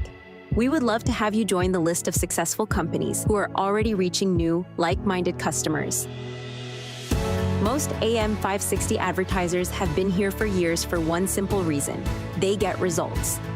Join our efforts to make a difference in the lives of our listeners who are passionate about supporting our great family of AM 560 advertisers. To learn more, just visit 560theanswer.com/advertise. That's 560theanswer.com/advertise. AM 560, The Answer. All right, coming up on Chicago's Morning Answer. At 6:36, we'll talk to former First Deputy National Security Advisor to President Trump 1.0. KT McFarland will talk Eastern Europe and Middle East. KT McFarland, 6:36. But now let's go into the newsroom. Nikki Whaley in for Mike Scott. Icy road conditions in North Barrington. Good morning. It's 45 degrees in Chicago in the AM 560 The Answer newsroom. I'm Nikki Whaley. Good morning. It's Vice President. Good morning. It's 45 degrees in Chicago in the AM 560 The Answer newsroom. I'm Nikki Whaley. Linda McMahon is now officially in charge of the Education Department. The yeas are 51, the nays are 45. The nomination is confirmed. The Senate voted along party lines Monday after Democrats criticized her lack of education experience and support for President Trump's plans to close the department. Linda McMahon was the former wife of Vince McMahon, who was the CEO of WWE. The Bears are continuing economic impact, traffic, and other studies for the potential redevelopment of northwest suburban Arlington Heights. Team president Kevin Warren confirmed the behind-scenes work has resumed by the team's consultant. In a recent letter to the village manager, the Bears told their consultants to halt studies related to a $5 billion redevelopment of the Shutters racetrack when a property tax dispute surfaced with school districts 2 years ago. However, a memo of understanding approved in December resolved the tax battle. The Bears say that they're focused on trying to build a $3 billion dome stadium near Soldier Field, but they've left the door open to return to Arlington Park. News is a service of Low T Center. If you're not feeling the same energy anymore, testosterone therapy or TRT may be the answer. Look for personalized treatment like you'll get with TRT experts at Low T Center. Low T Center brings over a decade of experience, so go to lowtcenter.com to book your appointment. That's lowtcenter.com. A check of the roads coming up in 2 minutes on AM 560 The Answer. Larry Elder explains why nothing gets done in Washington. This is sickening. The President of the United States is elected when... So how's the separation going? Are you guys able to work things out? No. I think we're headed for divorce. That sucks. Gonna be an expensive legal battle? Well, no, that's one thing we agree on, actually. Arbitration. Arbitration? Like mediation? Sort of, but better. We'll have a firm decision. Oh, that's easier. Who's your arbitrator? Bert Hochberg. That attorney at Schiller, DeCanto, and Fleck? Yeah, senior partner. Comes highly recommended. Are you facing divorce or a family law issue? Burton S. Hochberg offers arbitration services, a dispute resolution process that will save you time, money, and the complexity of litigation. Let Burton hear and resolve your claims with choices that best suit you and yours. To discuss, call Bert directly. Or even better, have your attorney call Bert at 773-255-6150. That's 773-255-6150. Again, 773-255-6150. No one knows arbitration like Bert Hochberg. Why go through a difficult divorce? Call Bert at Schiller, DeCanto, and Fleck, Chicago's preeminent family law firm since 1981. If you own or run a business and you listen to AM 560, you might not realize that the conservative programming that you enjoy is supported by advertisers. Our loyal listeners love to do business with the advertisers they hear every day on AM 560. Now, it probably won't surprise you that there are some businesses who avoid advertising with us because they don't like what we do here. And that's okay, because our audience wants to support businesses that support what we do and think like we think. We would love to have you join the list of successful companies who are already reaching new, like-minded customers. Most AM 560 advertisers have been here for years for one simple reason: they get results. Join our efforts to make a difference in the lives of our listeners who are passionate about supporting our great family of AM 560 advertisers. To learn more, just visit 560theanswer.com/advertise. That's 560theanswer.com/advertise. Maha starts with Virago, making America healthy again. With the worst flu season in years, you need an immune system boost. The stronger your immune system, the stronger your body fights and defends against So get Virago. Virago Immune Enhancement Support is a unique blend of 23 nutraceuticals, ingredients that have been available as individual nutraceuticals, but now working in synergy to maximize their effects. Recommended by medical physicians, dentists, and other healthcare professionals, Virago is the nutraceutical cocktail for immune support. Developed to strengthen your immune system for quick response to immune challenges, for short and long-term immunity, antiviral, anti-inflammatory, antioxidant. It even protects your heart, kidneys, liver, all in a unique liquid supplement for better absorption. Order online at myvirago.com. That's myvirago.com. myvirago.com. Use coupon code IMMUNE to save 30%. Quality ingredients for optimum health. Maha. Making America healthy again starts with Virago. If better health, more energy, and detoxing your body are some of your priorities this year, get Active Liver today. You can find Active Liver in stores at your local CVS or online at Amazon or newnordicusa.com. Taking a look at the roads from the Team Hawkesburg Traffic Center, here's Joanne Jeanette. A stalled car on the Chicago's Morning Answer north at the off-ramp to Ogden Avenue. It's partially overturned semi on I-8094 westbound between Ripley and Central. This has got the right lane blocked. Collision in Glenview. This is on Milwaukee Avenue at both directions, north and south. They are blocked from Greenwood to Central. Several cars involved in that crash. Heaviest right now of the roads, it is building on the Stevenson inbound I-55. It's already 50 minutes from 355 to DeSable Lakeshore Drive. This report is sponsored by Straight Talk Wireless. Don't let data limits hold you back from being the GIF master in the family group chat. Switch to Straight Talk Wireless and get real unlimited data on a reliable 5G network. Straight Talk, available at Walmart or straighttalk.com. Reporting today from the Team Hawkesburg Traffic Center, I'm Joanne Jeanette. Chicago's Morning Answer continues next, but now quick check of your forecast from the National Weather Service. Today, periods of rain, thunderstorm, breezy, and the high today 52. Breezy tonight with rain, thunderstorm, low 47. Rain tomorrow morning, turning colder with a shower of rain or snow in the afternoon. Windy day, high tomorrow 51. I'm Steve Williams on AM 560, The Answer. Now, from the Signature Bank Studios.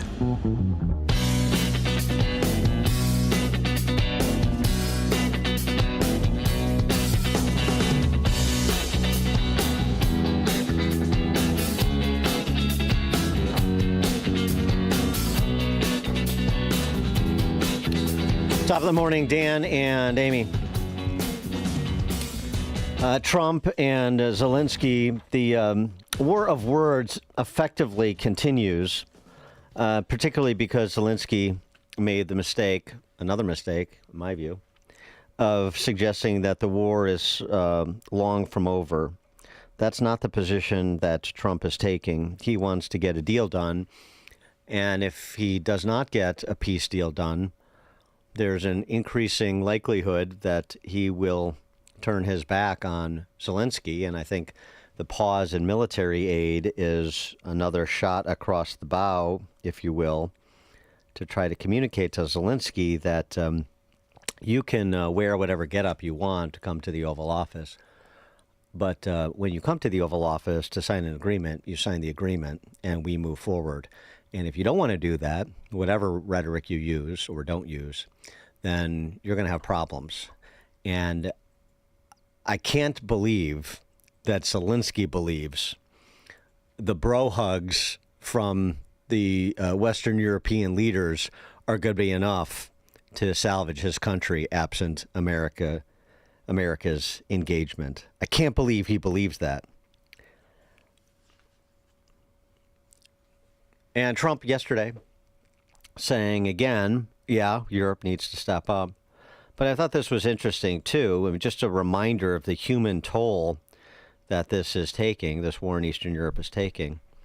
Yes, Russia was the instigator, but if there is no likelihood, or if we're not willing to pay the price that would increase the likelihood of repelling the Russians, pushing them out of Ukraine, then what exactly is the point of piling up the body count? I want one thing to happen. I want all of those young people to stop being killed. They're being killed by the thousands every single week.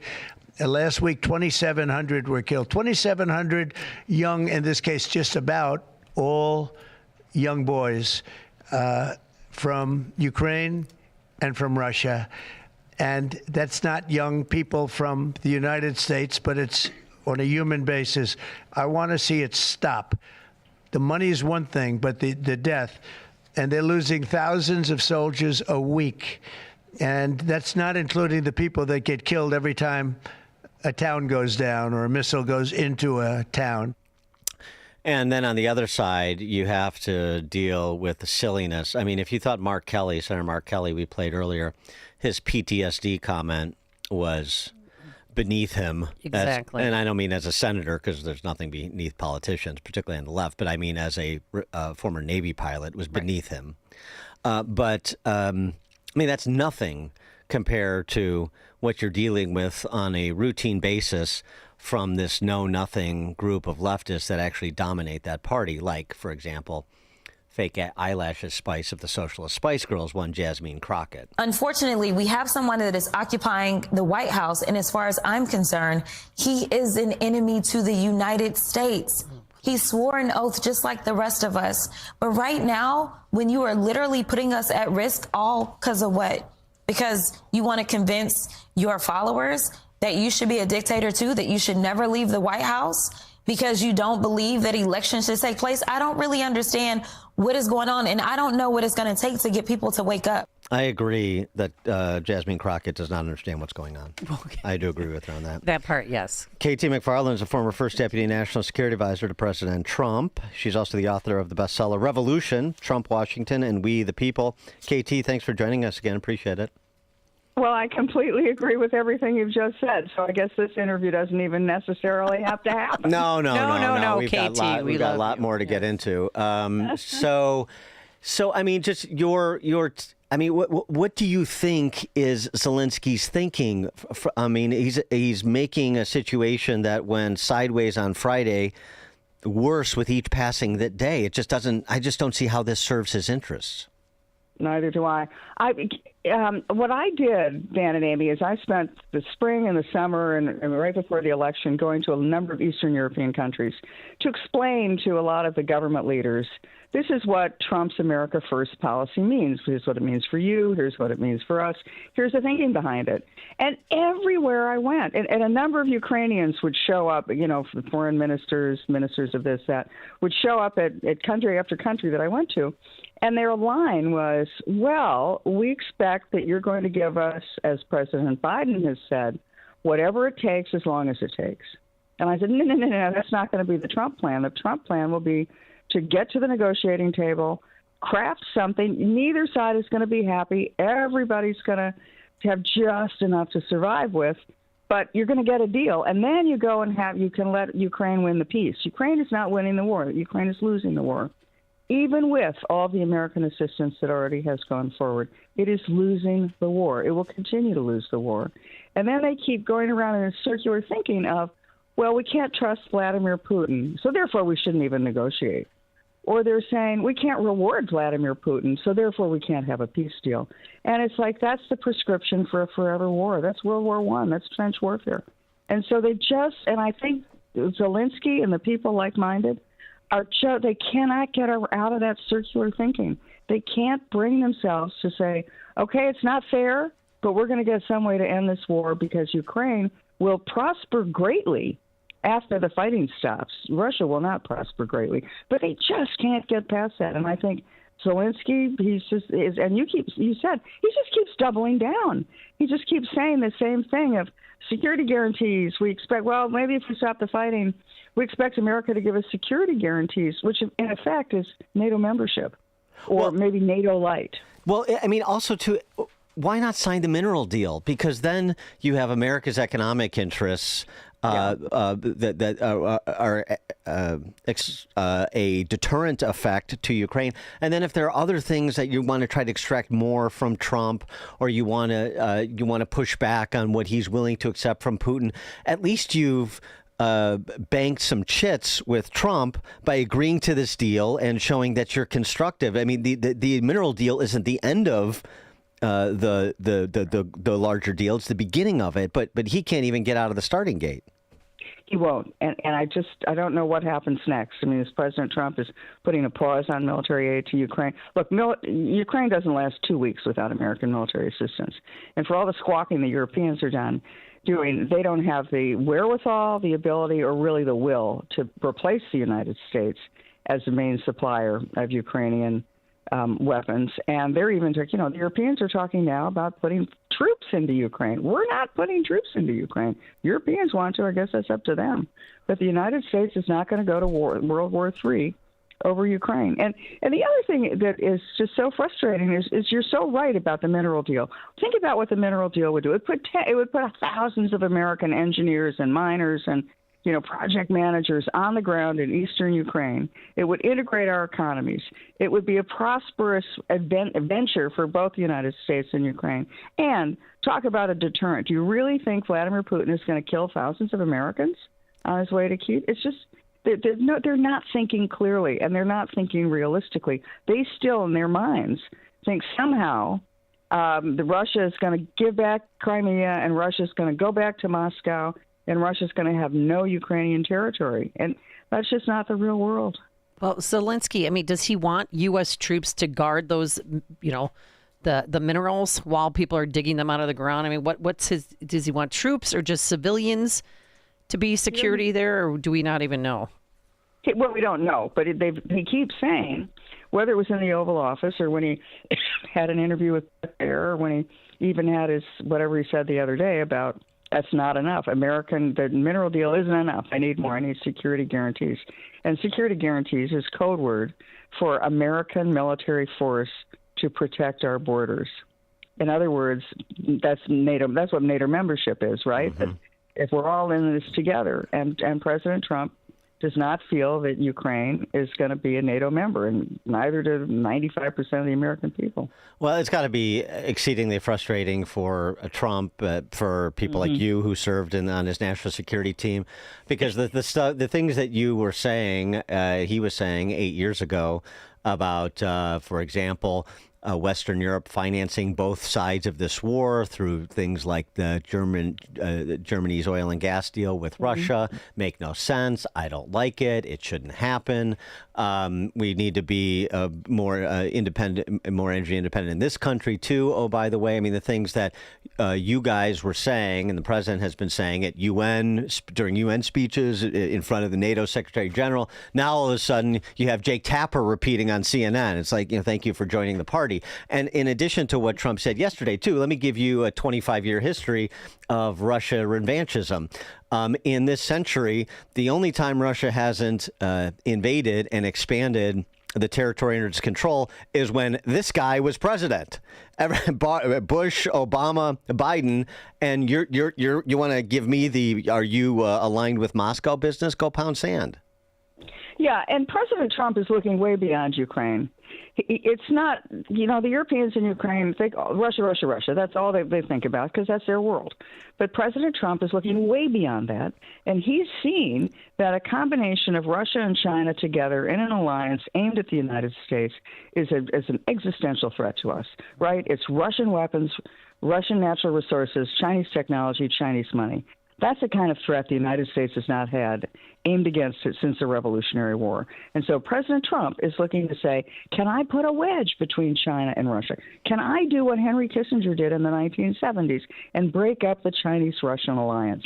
And to do that, he needs to have a negotiation, some kind of a deal. Who knows what the terms of that deal is with Russia? He needs to pull Russia out of the Chinese orbit. And you're not going to do that if you're paying for both sides of the war, and you're certainly not going to do that if you won't even talk to the Russians.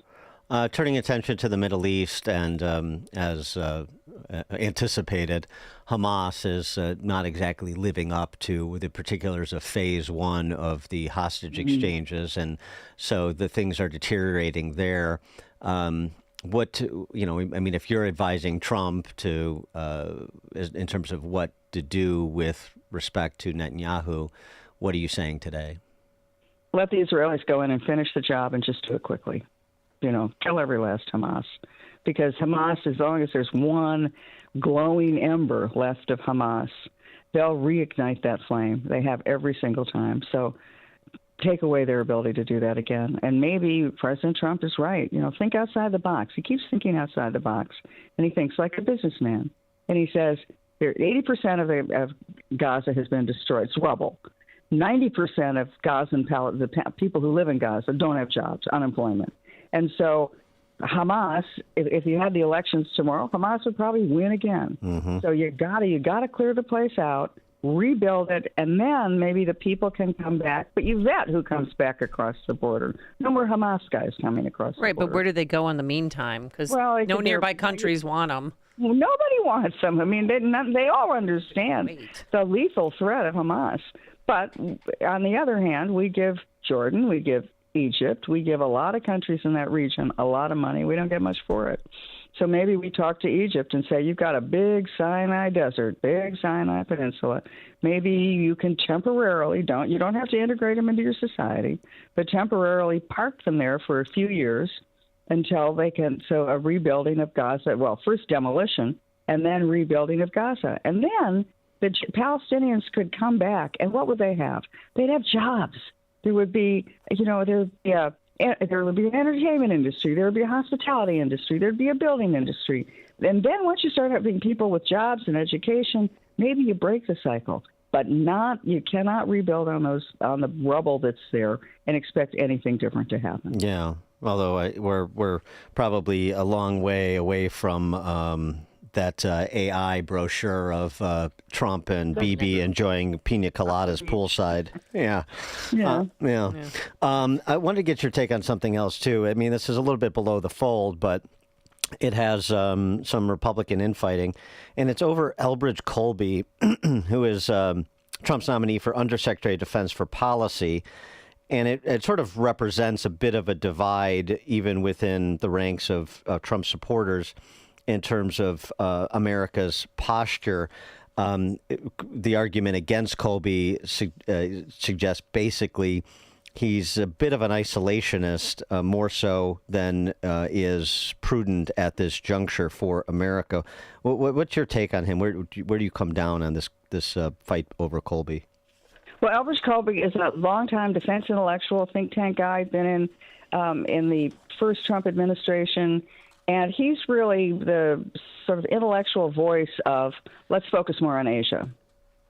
We focus on the Middle East. We focus on Europe. We need to focus more on Asia because that's where our strategic interest lies. We are an Asian power, as well as all the other powers. But Asia is really really our future. And so he's saying, don't get so embroiled. Not pull out, but don't get consumed by the Middle East and don't get consumed by Europe. And I think that probably reflects President Trump's thinking.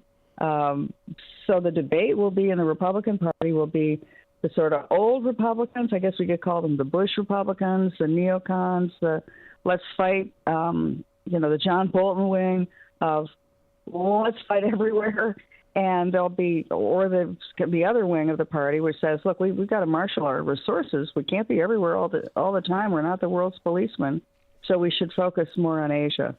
And my guess is that President Trump can weigh in on the side of Elbridge Colby and get him confirmed. But it's going to be a contest. Why? Because of the timing of it. Because it's happening just as the Ukraine problem is boiling over.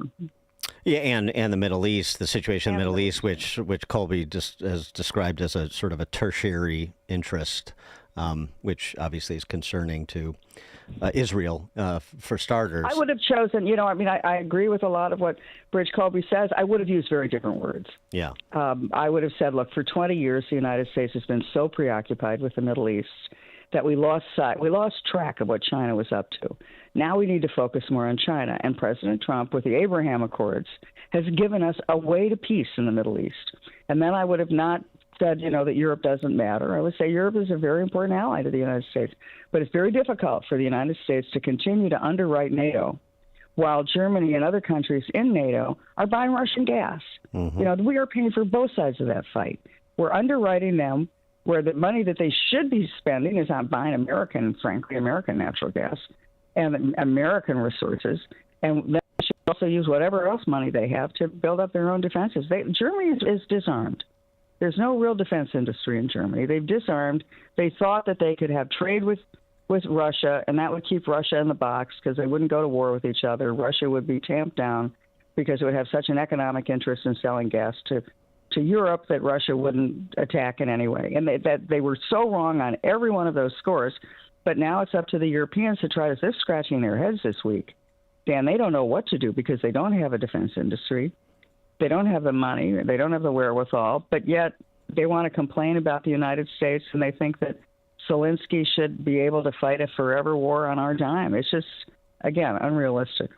Katie McFarland, former First Deputy National Security Advisor, President Trump, author of Revolution, Trump, Washington, and We the People. KT, thank you as always. Appreciate it.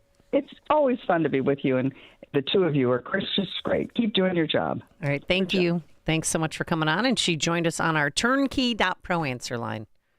Hear about the big stories of the day, then talk about them right here on Chicago's Morning Answer on AM 560. The Answer. Come on with this, people. Move it! Did you really think you could make that company deliver yourself? Oh, I cannot handle any more traffic. You could be getting much more done at your place of business. I've wasted 45 minutes and now this place is gonna close. Time is money. Let Quick Delivery Service take on the traffic hassle for you.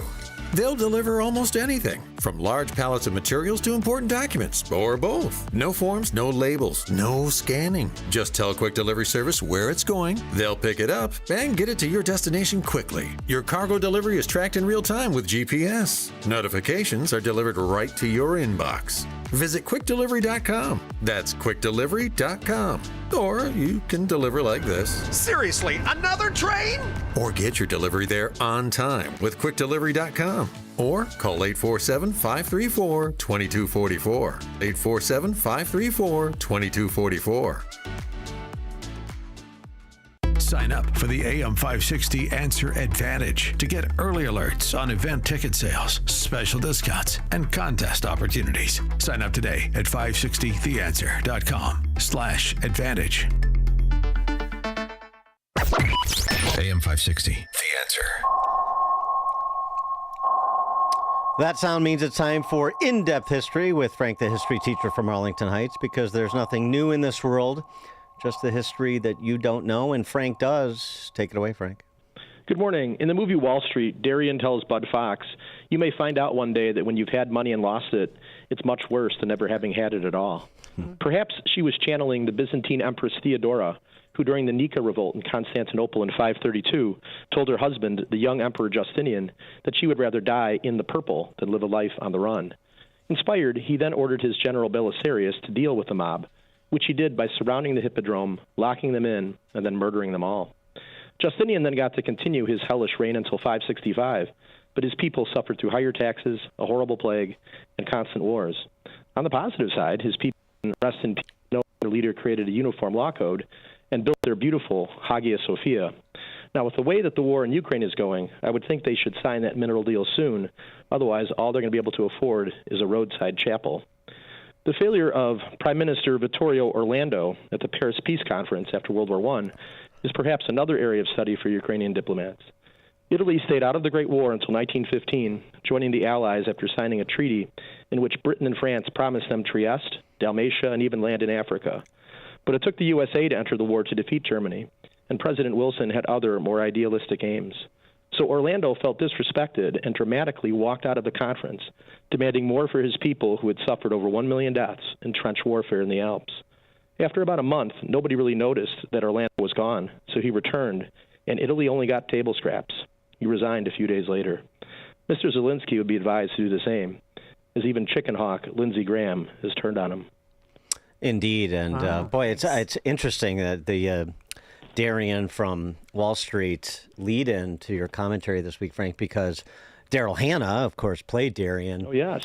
Yeah, I saw that. Shouted out Slava Ukraine during the Oscars. Yes. So he's handing out that award. Yeah. So, I mean, he may not have Lindsey Graham, but Zelensky still has Daryl Hannah, so that's not nothing. Well, that's important, and she might be able to get all those mermaids to help him. Right, that's what I don't know how many of them there are in the Mediterranean and Black Sea, but who knows? I knew you were a Splash fan. I just had a feeling. Yeah. I just had a feeling. Frank, thank you as always. Appreciate it. All right, coming up on Chicago's Morning Answer. At 7:07, speaking of people who have not foreclosed the idea of running for mayor again, it's not just Tiny Dancer, it's also Paul Vallis. He joins us at 7:07. And then later, well, we're going to have a forecast for you. Today, we're going to have rain, likely a high between 48 to 50 degrees. Tonight, more rain, and then tomorrow, more of the same. Wednesday's going to be filled with rain, a little bit warmer, a high of 50. And finally, on Thursday, the rain stops. We'll have cloudy conditions, but cooler temperatures. a high near 41 degrees. It is now 7 a.m. WIND Chicago. No more for now. I'm Dave Anthony, Fox News. The U.S. is putting military aid to Ukraine on hold, days after President Trump's contentious meeting with Ukraine's President Volodymyr Zelensky, who says a deal to end Russia's war is far away. I just think he should be more appreciative because this country has stuck with them through thick and thin. The U.S. has provided Ukraine with billions of dollars in weapons and missiles and military equipment since Russia invaded. We'll hear from the president on that war tonight and much more. In an address to a joint session of Congress, the White House says his theme is the renewal of the American dream. He's going to talk about his second-term accomplishments, the economy. Border security will get a high priority, as well as the president's peace plans. Several Democratic lawmakers say they plan to bring federal workers impacted by the DOJ layoffs. The Democratic response will be delivered, we are told, by Alyssa Slotkin of Michigan. Fox's Kevin Corke. You can listen to live coverage of the Trump address beginning at 8 p.m. Eastern on FoxNewsRadio.com and get Fox coverage on your station. The president may also talk tariffs tonight after imposing new ones after midnight. President Trump says Canada and Mexico have not done enough to stop the flow of fentanyl into the U.S. So long promised tariffs of 25% on imports from those two countries hit today. The president also imposed additional 10% tariffs on all goods from China on top of tariffs previously put in place. Fox's Jared Halpern at the White House. China is retaliating, targeting American farm exports. Canada also responding with tariffs on more than $100 billion of American goods. And Mexico's threatened to retaliate, too, leading to fears of more inflation and higher consumer prices for Americans. Now to the Senate. The yeas are 51. The nays are 45. The nomination is confirmed. Approving Linda McMahon as Education Secretary, leading a department that President Trump wants to eliminate. He wants the states to deal with school policy instead, but Democrats oppose that, getting rid of that federal bureaucracy, saying it'll hurt programs for students like special education. America's listening to Fox News. Good morning. It's 45 degrees in Chicago in the AM 560 The Answer Newsroom. I'm Nikki Whaley. Vice President J.D. Vance says he was trying to defuse the situation during last Friday's meeting with Ukrainian President Zelensky. Something about my answer just really set Zelensky off. So then he came at me. So you're blaming yourself. then I went back at him. In an interview on Fox News, Vance said President Trump was trying to be gracious and diplomatic for most of the Oval Office meeting. He says when things really started to heat up, he pushed to take the discussion behind closed doors, but President Trump wanted the American people to see it.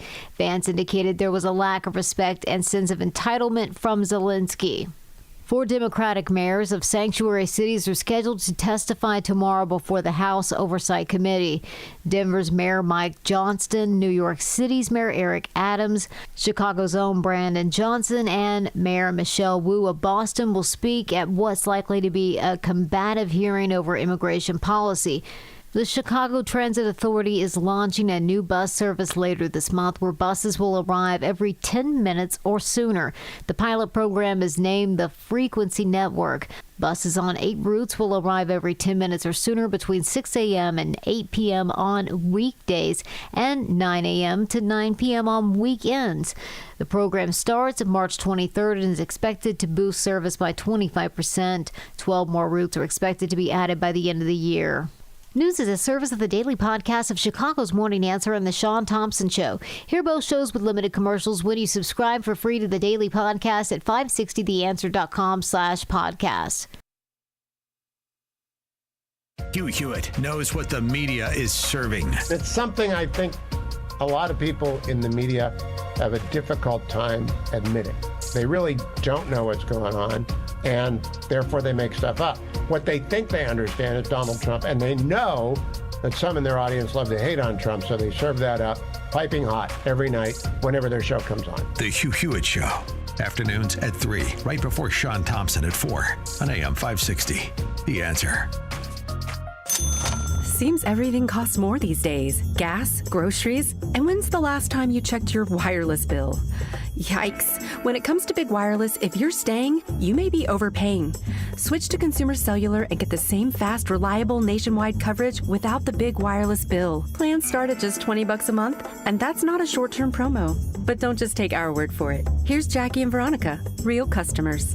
I didn't know that I could get something for a lot less money that was actually better than who I was with before. Anytime anybody complains about their cell phone bill, we say, you've got to check out Consumer Cellular. Our U.S.-based experts will get you switched and saving in about 20 minutes. Just call or click to see how much you can save today. Because when it comes to big wireless, if you're staying, you may be overpaying.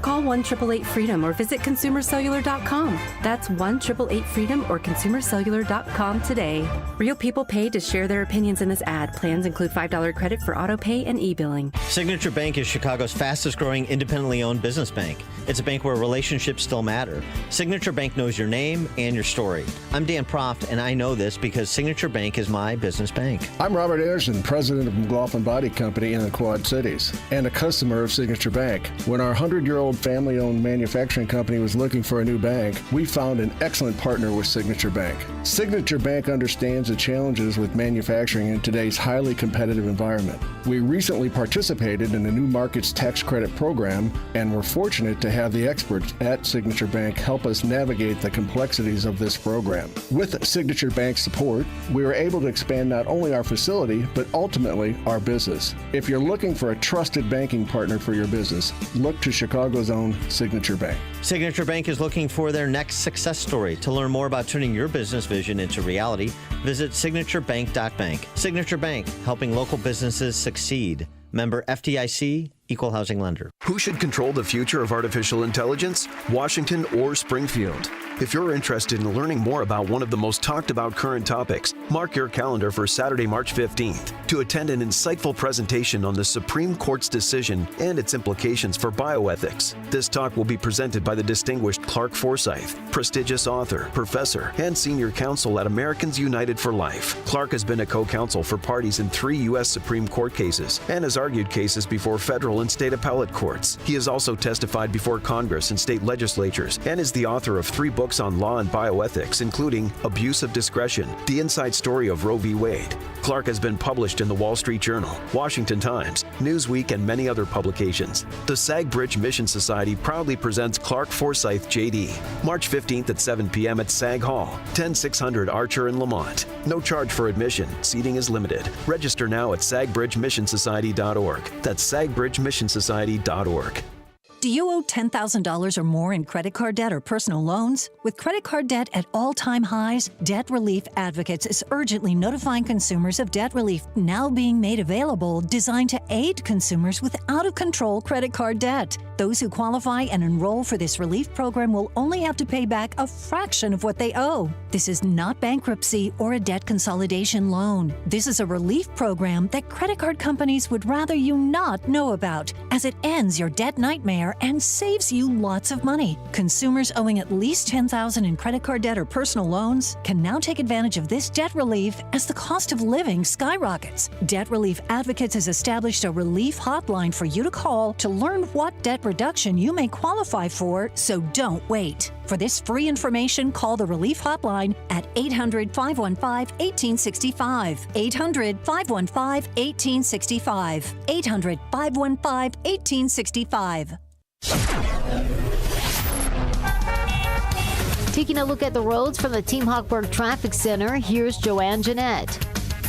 On the Stevenson inbound, it's already running an hour and 5 minutes from 355 to DeSapa Lakeshore Drive. That is the heaviest of the roadways this morning.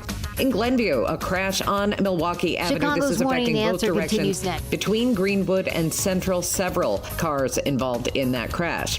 Tri-State 294 southbound at the Lincoln Oasis. You've got an accident there. That's off to the shoulder. On the Tri-State 294 north, though, at Cicero Avenue, it's that right lane blocked. You've got another accident on 294 north at 159th, but it's on the right shoulder. Traffic is a service of Dan and Amy 247. You can now enjoy uninterrupted programming from Dan Proft and Amy Jacobson around the clock all day, every day, including daily replays of Chicago's Morning Answer. You can listen now at danandamy247.com. Reporting today from the Team Hochberg Traffic Center, I'm Joanne Jeanette. Chicago's Morning Answer continues next, but now a quick check of your forecast from the National Weather Service. Breezy day today. Periods of rain, thunderstorm, high 52. Rain, thunderstorm, breezy night, low tonight 47. Periods of rain tomorrow morning, turning colder. Rain or snow shower by the afternoon. Windy day, high tomorrow 51. I'm Steve Williams on AM 560. The Answer. Now, from the Signature Bank Studios. This is Chicago's Morning Answer with Dan Proft and Amy Jacobson on AM 560. The Answer.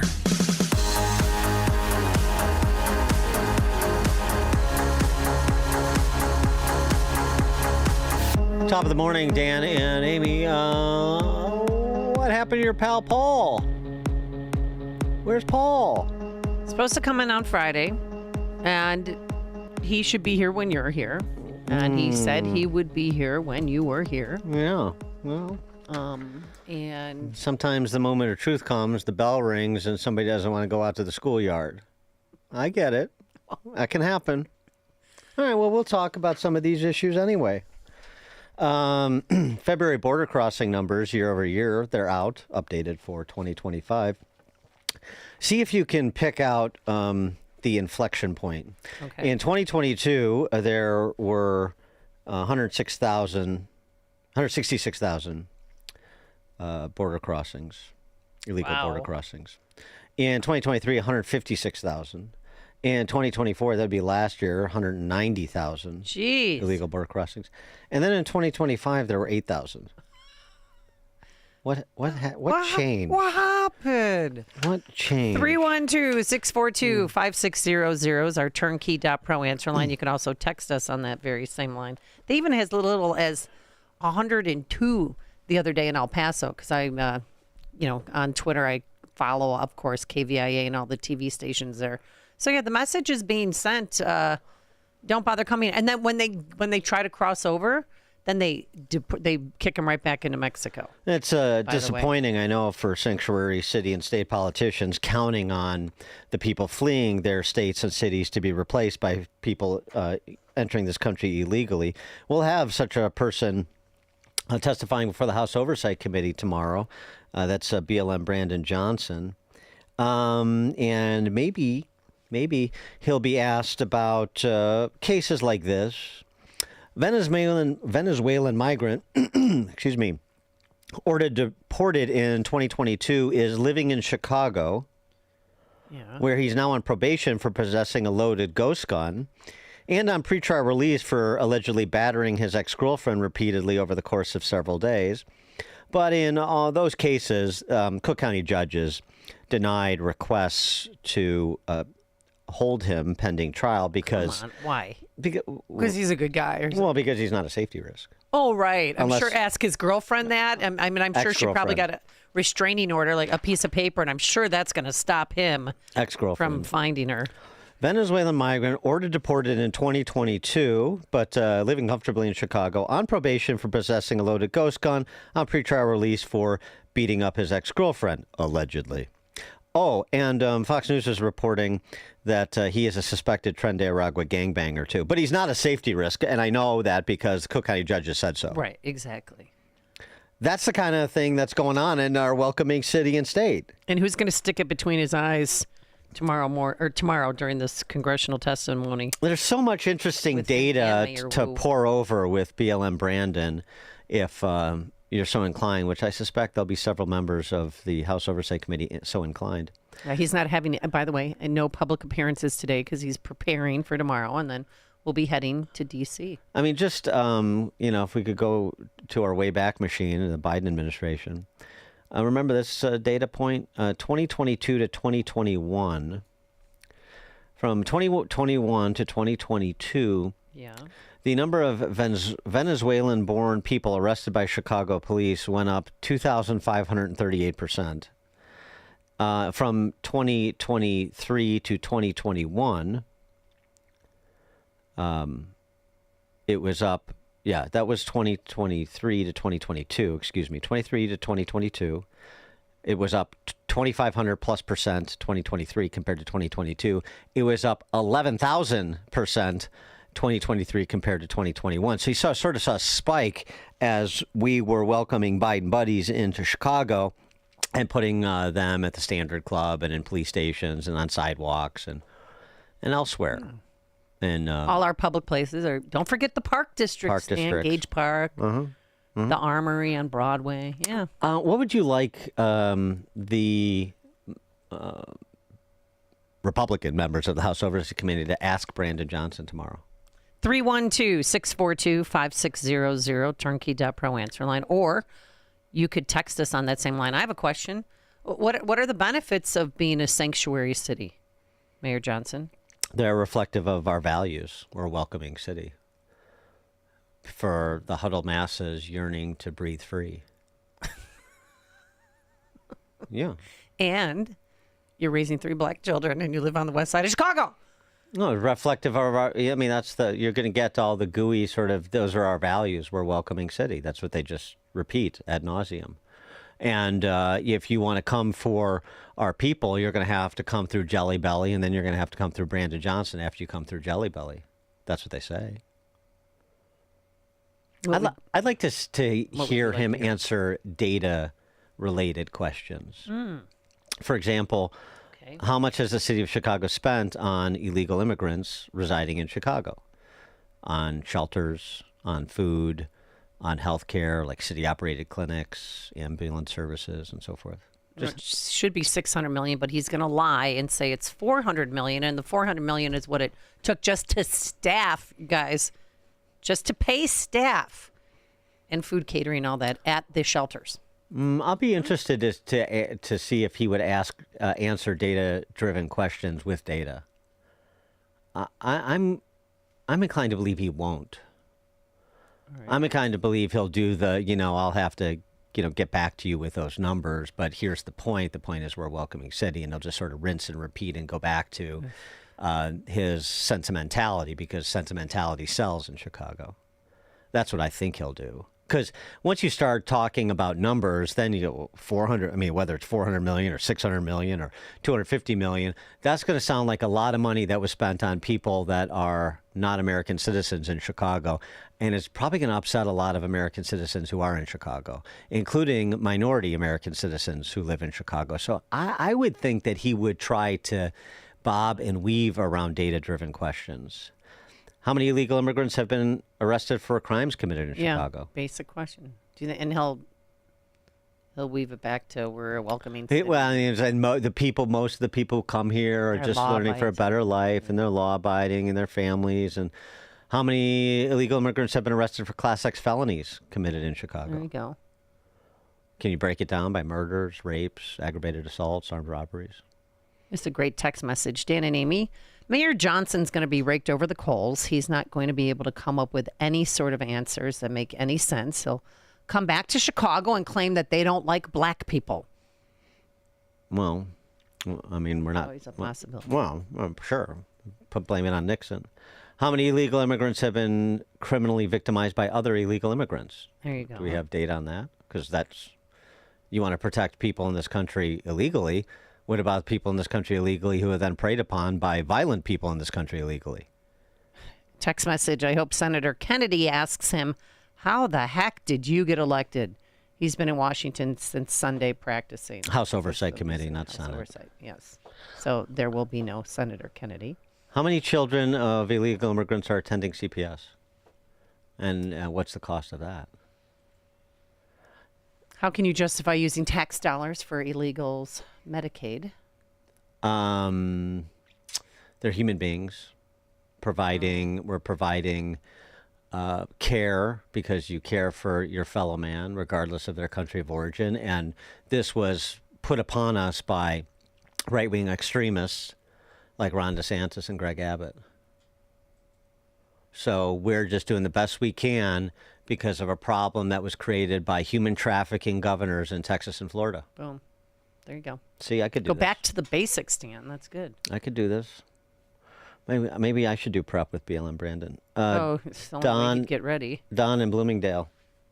I would ask the mayor how he feels about having an 8% approval rating from his constituents and just sit down and wait for my answer. That's an easy one. 6.6, by the way. Too easy. I don't look at poll numbers. I just do what's right.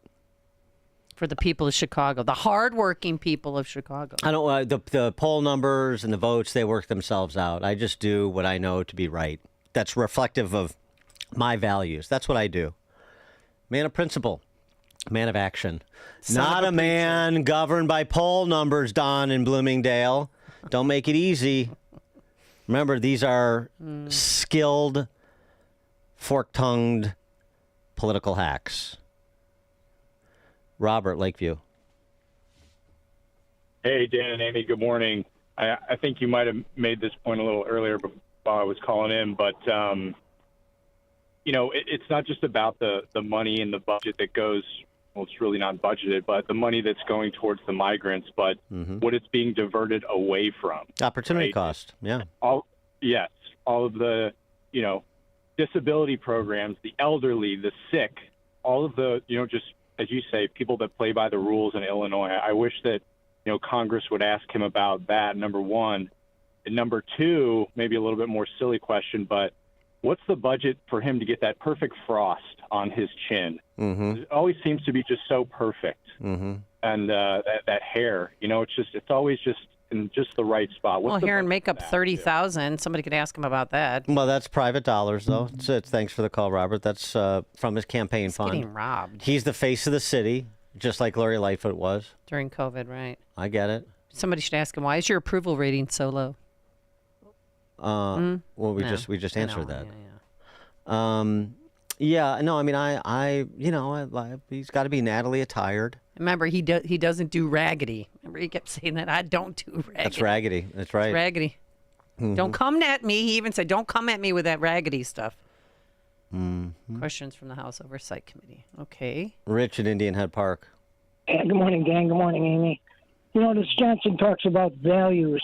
What kind of values do you have when you take and you put all your resources into people that are here illegally over the people, of your city?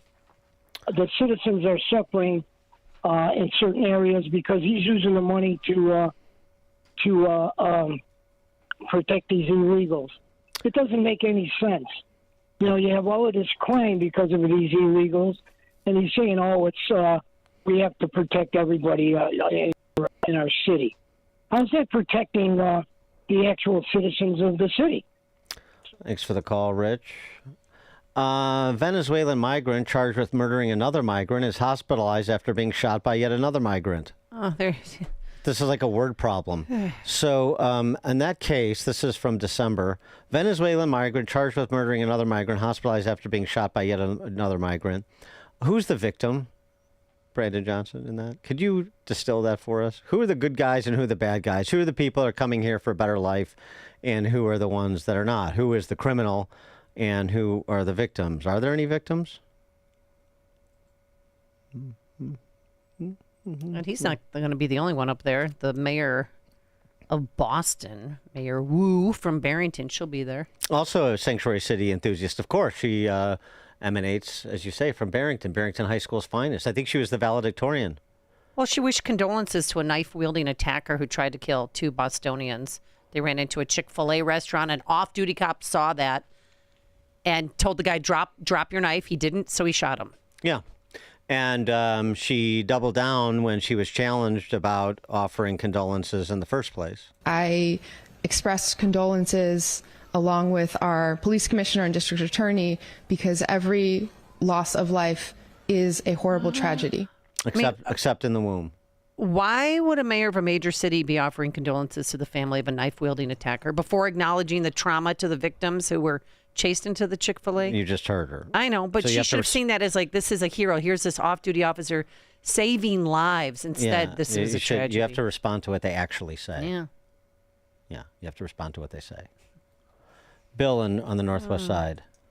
Here's a question for the mayor. You've spent $400 million on people that shouldn't be here in the first place. What do you say to the mother that lives on the south and west side that's having trouble feeding her children, living in a dangerous neighborhood, and sending her children to inferior schools? How do you justify that to that person? Thanks for the call, Bill.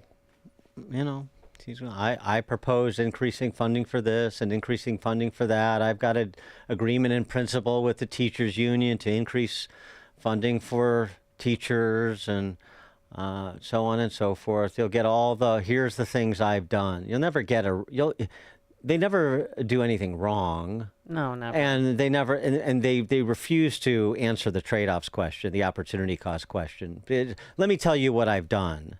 You think I haven't spent on this, but I have spent on that, and I've spent on some other things, and I'm proposing more spending here, and I'm proposing more spending there. So when you do the spending game, you're always going to get, yes, but I have increased funding for this. I'm proposing increasing funding for that. We can do all of these things. There's nothing we can't do to build a safer, stronger Chicago when we do it together. And we need millionaires and billionaires to pay their fair share. And so on and so forth. We need people to step up. I'll probably say that line because he has been texting and seeking advice from not only Jesus, but Mayor Lightfoot and Arnie Duncan, too. In reverse order. Yeah. Jeff in Cal City. Good morning, Dan and Amy. I think that they should ask Mayor Brandon if he's a racist and then immediately follow up the question with how many white women did he give an opportunity to or sample before he chose a wife? Sample? It sounds like binders of women. Thanks for the call, Jeff. Text message, Helen from Lombard. Dan and Amy, I'd like to know where the video is of all the gifts going into his vault.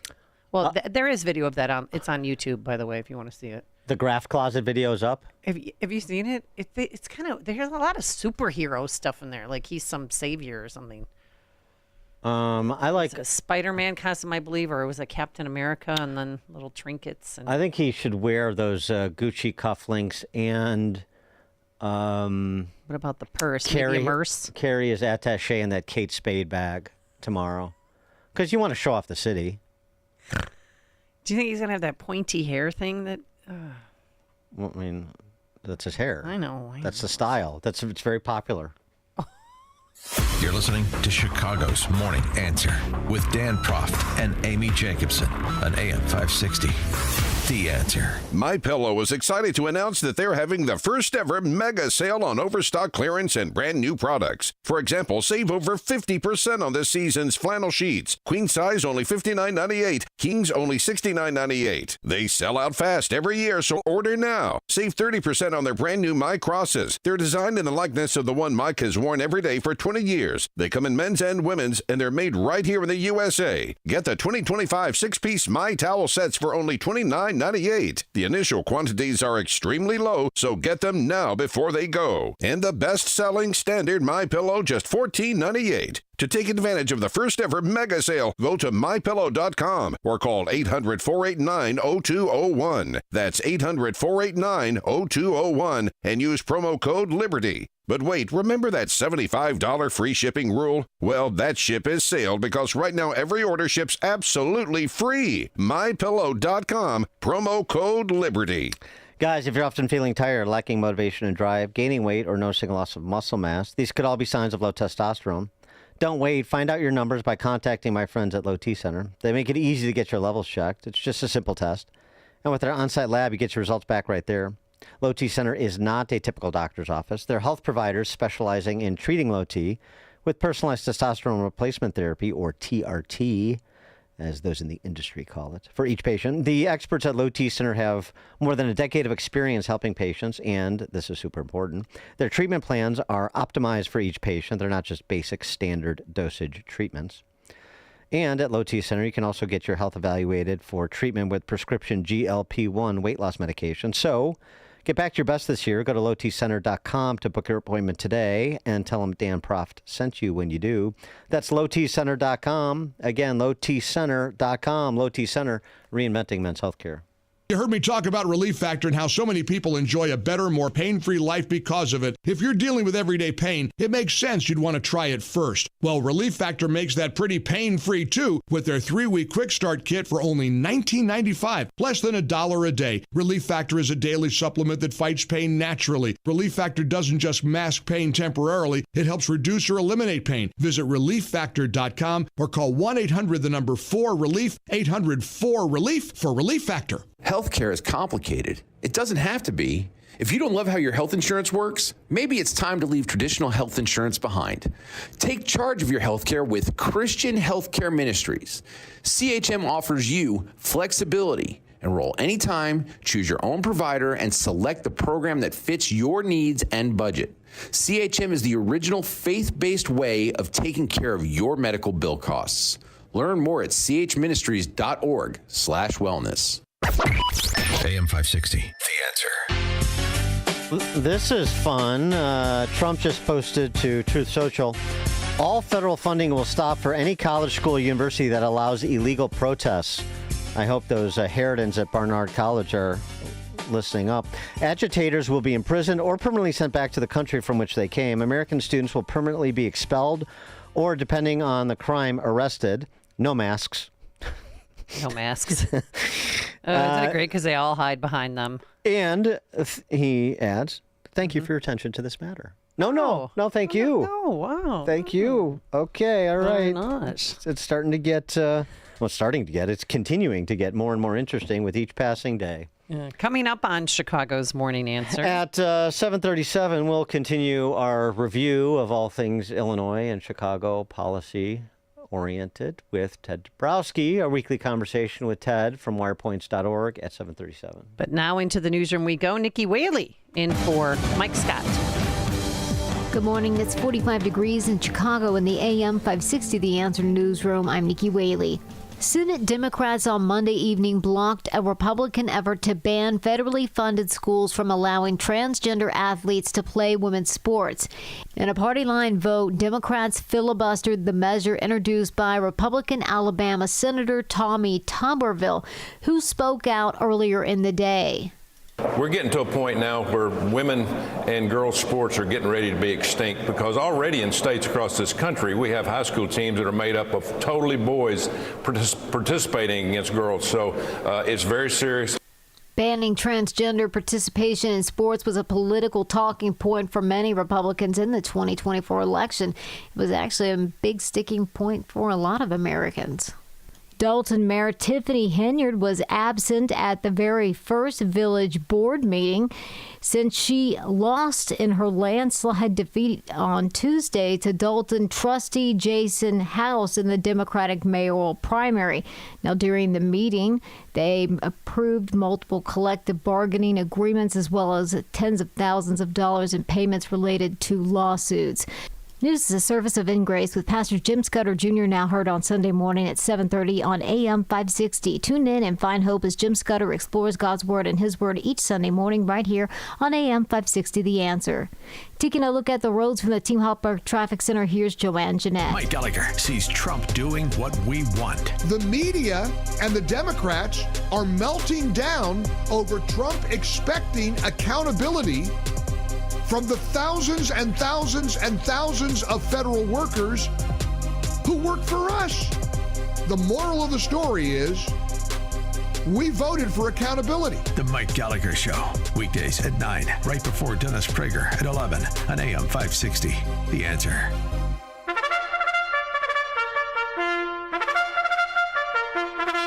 It's Reveille. President Trump was elected by the majority of Americans to be a disruptor. 6 weeks into his presidency, he's doing a great job. Trump has completely reset American policy domestically and abroad. His DOGE effort is exposing the corrupt spending that has bankrupted the U.S. Treasury.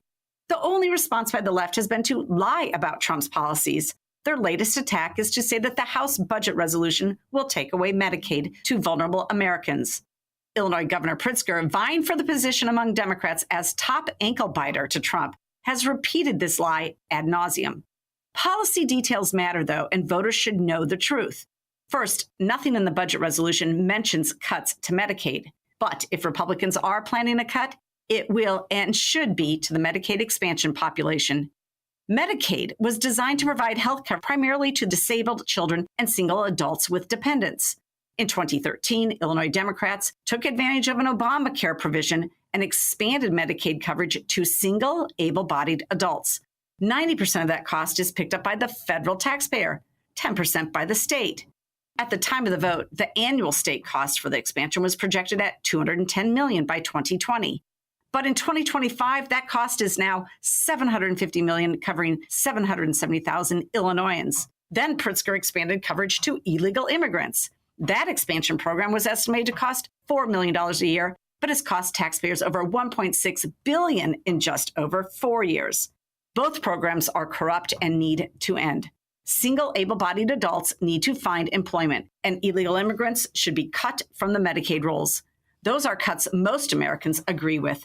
I'm Jeannie Ives. Check out The Real Story with me Sunday nights from 7 to 9 p.m. and sign up for my newsletter at breakthrough-ideas.com. If you own or run a business and you listen to AM 560, you might not realize that the conservative programming that you enjoy is supported by advertisers. Our loyal listeners love to do business with the advertisers they hear every day on AM 560. Now, it probably won't surprise you that there are some businesses who avoid advertising with us because they don't like what we do here. And that's okay, because our audience wants to support businesses that support what we do and think like we think. We would love to have you join the list of successful companies who are already reaching new, like-minded customers. Most AM 560 advertisers have been here for years for one simple reason: they get results. Join our efforts to make a difference in the lives of our listeners who are passionate about supporting our great family of AM 560 advertisers. To learn more, just visit 560theanswer.com/advertise. That's 560theanswer.com/advertise. Think O'Reilly Auto Parts for all your car care needs. Get the parts and service you need fast from the professional parts people at O'Reilly Auto Parts. Solid in both directions of the tri-state. 294 south at the Lincoln Oasis. You've got a crash there. That's off to the shoulder. 294 north. It's that right lane blocked at Cicero Avenue. Glenview on Milwaukee Avenue. That is blocked both directions between Greenwood and Center Avenue. This is due to a collision. Several cars involved in that crash. You've also got police on the scene. Pretty heavy right now on the Kennedy inbound. It's an hour and 5 from O'Hare into downtown outbound Kennedy. 55 minutes to get to the airport, and it's slow on the Stevenson inbound. Stop and go running an hour and 5 from 355 to DeSapa Lakeshore Drive. Traffic is a service of almostfreeteeth.com. Overpaying for dental implants is over. If you have a Blue Cross Blue Shield PPO or FEP, you could save 90% off on average to get your smile back. You can learn more and check if you qualify today at almostfreeteeth.com. Reporting from the Team Huckberg Traffic Center, I'm Joanne Jeanette. Chicago's Morning Answer continues next, but now a quick check of your forecast from the National Weather Service. Today, periods of rain, thunderstorm, breezy, and the high today 52. Breezy tonight with rain, thunderstorm, low 47. Rain tomorrow morning, turning colder with a shower of rain or snow in the afternoon. Windy day, high tomorrow 51. I'm Steve Williams on AM 560, The Answer. Now, from the Signature Bank Studios. Insert Democrat socialist here. Runs the Democratic House law for 30 plus years running. He's promising this and he's stealing that. Where can you get that kind of money? He's using your house like his own piggy bank. You ought to know by now. You can pay off your house here in Illinois, but you can never keep up with the taxes. Oh, how it's always been the plan to have a taxpayer pay, no doubt.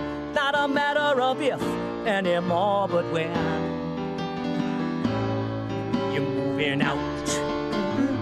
I said, when you're moving out.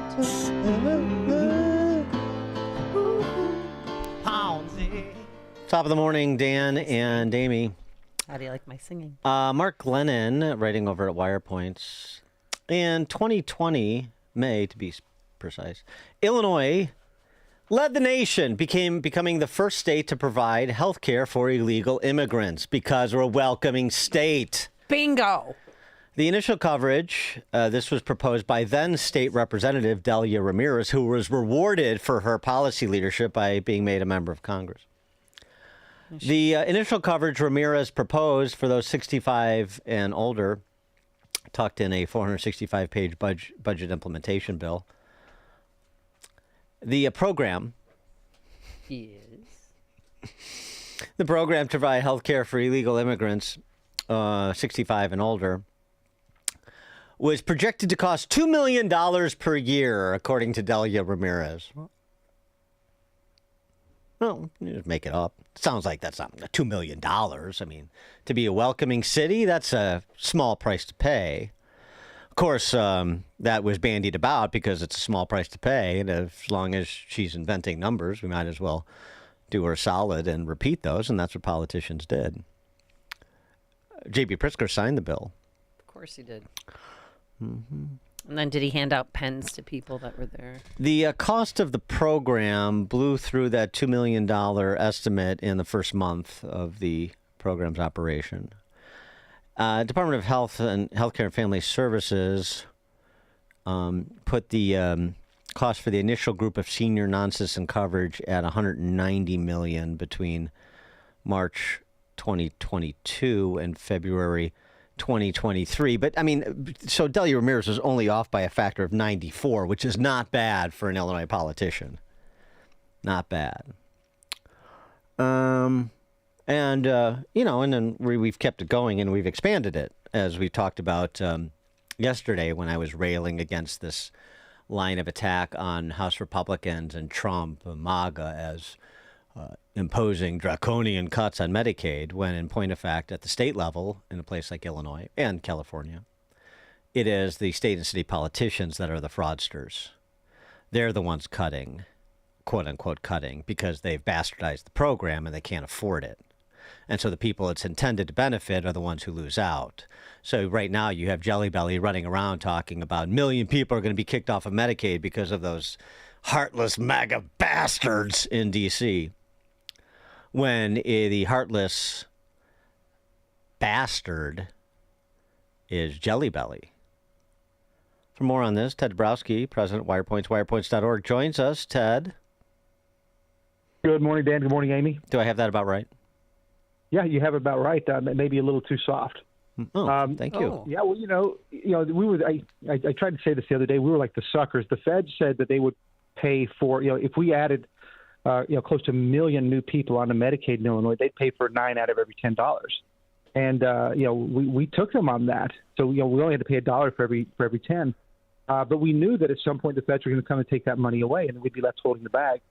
This is why smart states said no, like Wisconsin said no to expansion. Right. And we did, and here we are. They're not. They don't have that problem, and here we are. Talking about kicking 1 million people off.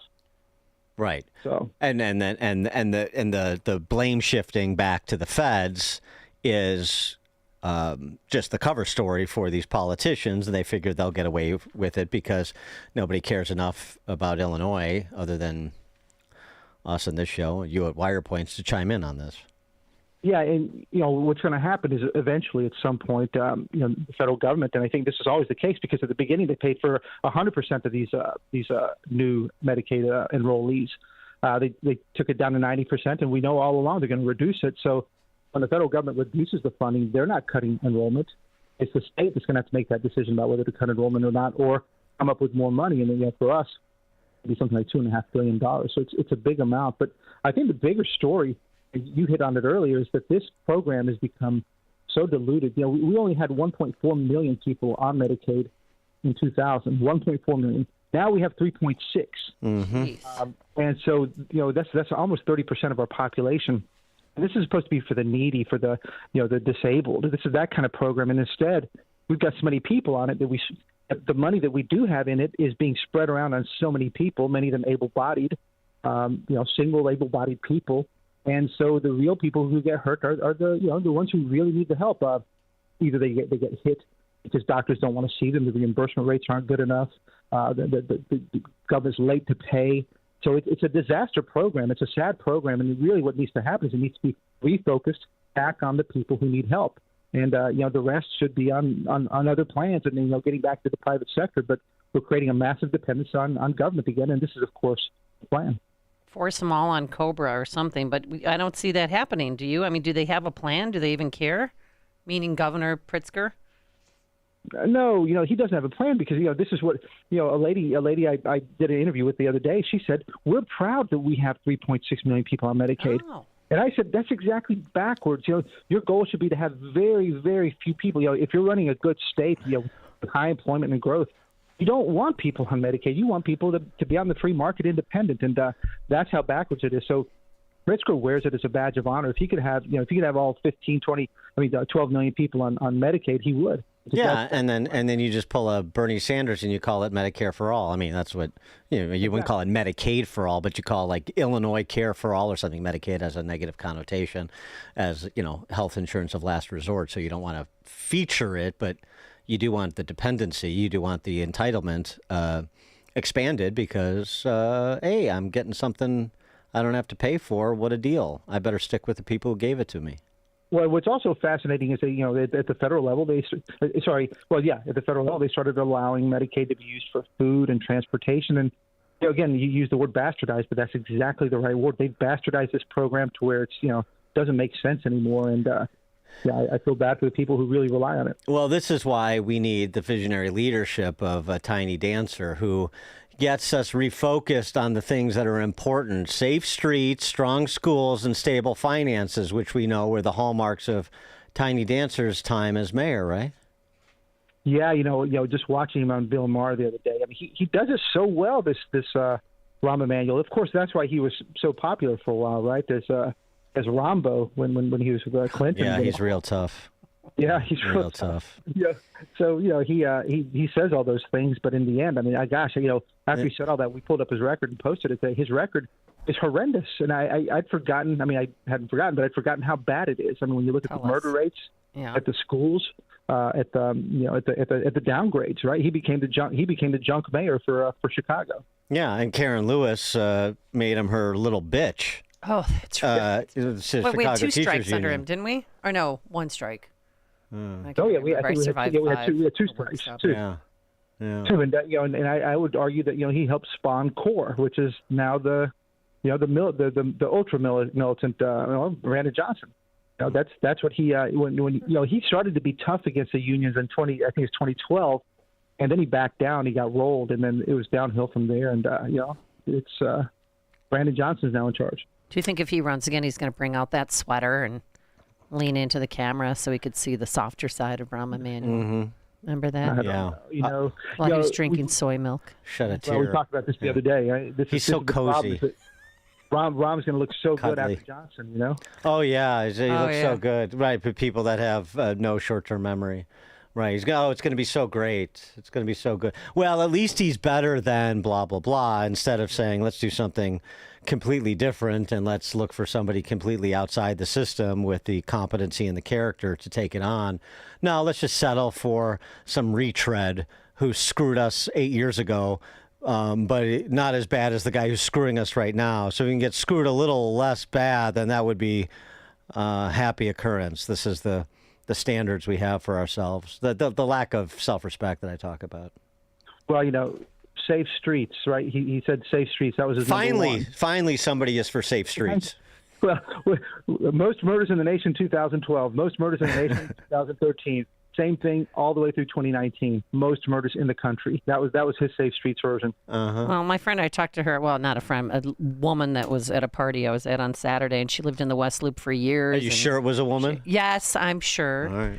And she and her wife and their 4-year-old, they had. Her wife. Well, I know they had to move out of the city because of all these street takeovers. They said they got stuck in one once and that was it. But if they weren't in one, they were watching them repeatedly during COVID. And then I see on wirepoints.org that happened again over the weekend. The far south side this time, clogged up traffic, crowds gathered to watch drivers spin donuts.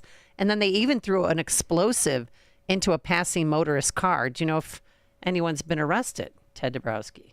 Yeah, no, I don't know. I don't know. Those things were scary. It's awful. That's happening in cold weather. Yeah, I mean, it's kids being. It's not just for the summer. It's kids being silly. Oh, that's right. Silly kids. We got a bit of a silly kid problem, but it's nothing that Brandon Johnson and the collective, leadership of the city council and the state can't handle.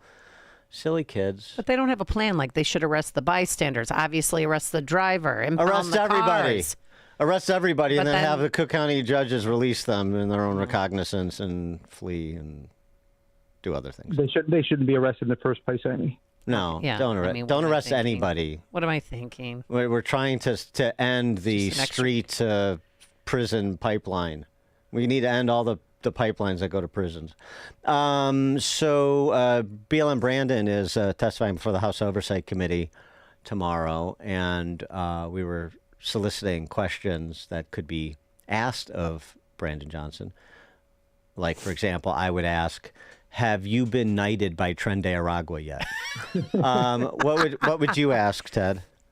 Oh my gosh! I was thinking about that because he's going to spin his way out of everything. He's not going to give anybody anything. He's going to do his high and mighty.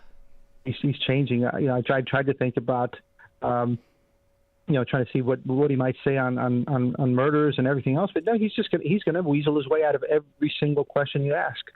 And I don't know what kind of coaching he's going to get from Lightfoot and from Duncan and from and Emmanuel. But there's a meeting of the minds. I see this guy just answering the questions the way he wants to. He's going to give those discombobulated whatever answers, and it's almost a waste of time. Other than to see just how unwilling he is to speak in normal terms.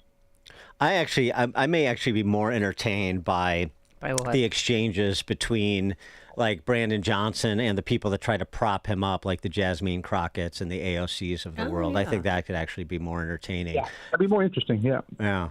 I'm watching the whole thing. They're going to be working hard to support him. Yeah. Yeah. And I want to see. Don't forget the mayor of Boston too, and mayor of New York's going to be there, and who else? Eric Adams. Eric Adams is going to be there. Yeah, he is.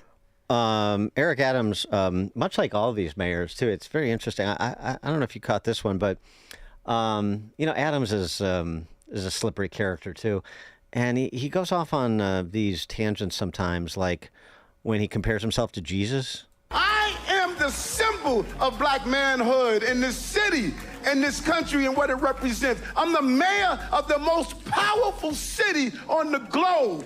And people need to recognize that. Yeah, he does that. He does that sort of thing, and then that was weird. Yeah, and then just recently he compared himself to like to who? To Jesus, how they crucified Jesus. That's what's happening to him by some. Oh, it already happened to blog. Some black people are crucifying him like Jesus was crucified. Mm-hmm. Well, how's Johnson? Johnson's got to come up with something to beat that, though. Yeah, that's a lot more than Johnson has done. Yeah, maybe he'll he'll borrow from Clarence Thomas, like this is a high-tech lynching of an uppity black man or something like that. Because you got to put a racial spin on it. That's all he does. So something's going to be about race. Well, I hope so. I mean, the whole like any great act, you want to see them play their favorites. Okay. And so I want to see him do what he do. Ted Dabrowski, President WirePoints, wirepoints.org. Thanks, Ted. Thank you, guys. Thank you. And he joined us on our turnkey.pro answer line. It's news, opinion, insight. This is Chicago's Morning Answer on AM 560. The Answer. I should have done it sooner. Hi, Amy Jacobson here. And that's what a number of people say to me when they come up and talk to me about QC Kinetics. Why did I wait so long? So let me ask you a question to see if whether or not you're a good candidate for QC Kinetics. Do you have trouble sleeping, walking, day-to-day movement? Do you want to avoid surgery and all the pain, the long recovery, and the uncertainty that comes with it? Do you miss doing things like golfing, jogging, playing pickleball? Well, if you answered yes to any of these questions, I bet you're a great candidate. So please don't wait. Contact our good friends at QC Kinetics right now and ask for your free consultation.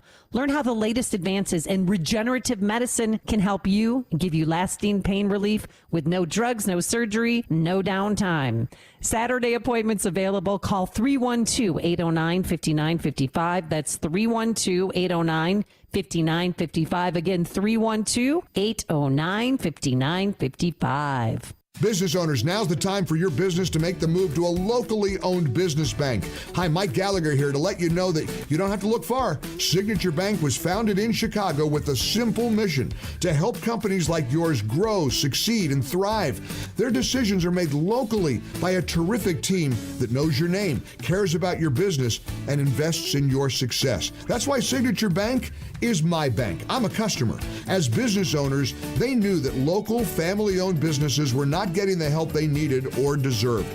So I invite you to reach out to my friends at Signature Bank today. Write the number down. Remember this phone number, Signature Bank, 773-467-5630, and learn all about this great bank, 773-467-5630, or visit them online at signaturebank.bank. That's signaturebank.bank. Signature Bank makes commercial banking personal. Member FDIC, equal housing lender.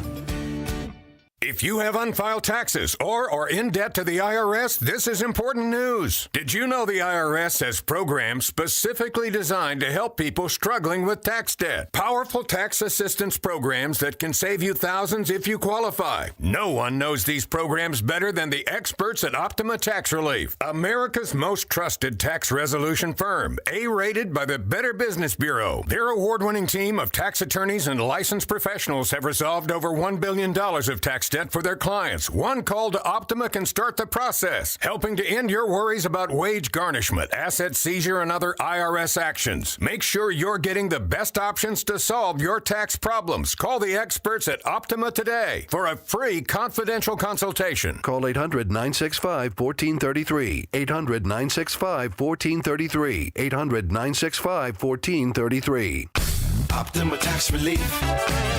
Some restrictions apply. For complete details, please visit OptimaTaxRelief.com. Salem News Channel is America's fastest growing conservative TV network. It's an absolute crazy day. Home to the largest lineup of free speech champions anywhere, delivering in-depth insight and unapologetic opinion on today's biggest news stories. Americans aren't going to put up with this anymore. SNC brings you the news that matters, told with integrity and clarity. Watch Salem News Channel free 24/7 on your television. Stream now on Samsung TV Plus, channel 1177. Attention American homeowners, you're under attack. Your home and equity could be vulnerable to cyber thieves. There's only one company that completely stops them, and that company is Equity Protect. Equity Protect prevents any attempts to steal your home, equity, and ownership 24/7. Get your free risk report today by texting the word HOME to 94878. That's right, text the word HOME to 94878 to get your free risk report. Keep your equity and legacy safe with Equity Protect. So you don't have any joint pain in your back, hips, elbows, shoulders, knees or toes, I'm a physical specimen, pain-free. But you're doing Pilates. You look good. I do. Keeping it tight, huh? Keeping it real? Keeping it together. Okay. Yeah, people can see that awesomeness tonight when they join us for our little shindig that we're having in Rolling Meadows. By the way, it's sold out, so please stop calling and asking for tickets. Okay, so listeners are always asking me, speaking of joint pain, about QC Kinetic treatments. They want to know if they should consider it for their joint pain. And if you're wondering if you're a good candidate or not, let me ask you a few questions. Is your quality of life impacted by chronic pain in your knees, hips, shoulders, or other joints? Do you have trouble sleeping, walking, day-to-day movement? Do you want to avoid surgery and all the pain, long recovery, and uncertainty that comes with it? And do you miss doing things you love because of joint pain that's holding you back, like golfing, pickleball, walking, jogging? So if you answer yes to any of these questions, I bet you're a great candidate. So please do not wait. Contact my good friends at QC Kinetics right now and ask for your free consultation. Learn the latest advances in regenerative medicine and how they can get you lasting pain relief with no drugs, no surgery, and no downtime. Saturday appointments available. Call 312-809-5955. That's 312-809-5955. Again, 312-809-5955. AM 560, The Answer. So it's going to be BLM Brandon. It's going to be Eric Adams from New York. It's going to be Michelle Wu from Boston by way of Barrington. And it's going to be that Bill Johnston guy from Denver. He's the token honky, because you need a honky. Right. Eric Adams, though, BLM Brandon is in for a challenge to speechify an Eric Adams. This was this flourish I was mentioning. Okay, we've got it now. This is Eric Adams comparing himself to Jesus Christ. So this is a biblical moment. When Jesus was on the cross, he said, God forgive them for they know not what they do. All these Negroes who are asking me to step down, God forgive them. Wow. You better tell somebody. Oh my. That escalated quickly. Are you stupid? I'm running my race right now. You ain't gonna crucify Eric Adams. I'm down from that cross. Eric Adams is risen. I'm a Republican now. Well, he's been acting like it. I wouldn't go that far. I wouldn't go that far. As I said, a slippery character. I just can't wait for them to defend the indefensible. Honestly, I've been waiting for months now. So yeah, I mean, it's almost like Tren de Aragua stories. Right. Bill Johnson could tell one from Denver, and then Brandon Johnson could tell one from Chicago. I've got a more violent one. Do you want to hear my story? Michelle Wu can check in with her apologies to the criminals of Boston and so forth. It's 8 a.m. WIND, Chicago. Trump has done it again. I'm Dave Anthony, Fox News, imposing more tariffs on more imports that went into effect after midnight, north and south of the U.S. border. Fox's Alexandria Hoff details them from the White House. 25% on all imports from Mexico, 25% on Canadian imports as well. That would be 10% on Canadian energy, and a doubling of existing tariffs on Chinese imports, now at 20%. So Beijing was quick to turn around with a 15% tariff on American food products. Canada's promised tariffs up to 25% against more than $150 billion of American products. And Mexico's president just said she'll detail their retaliation of the tariffs on Sunday.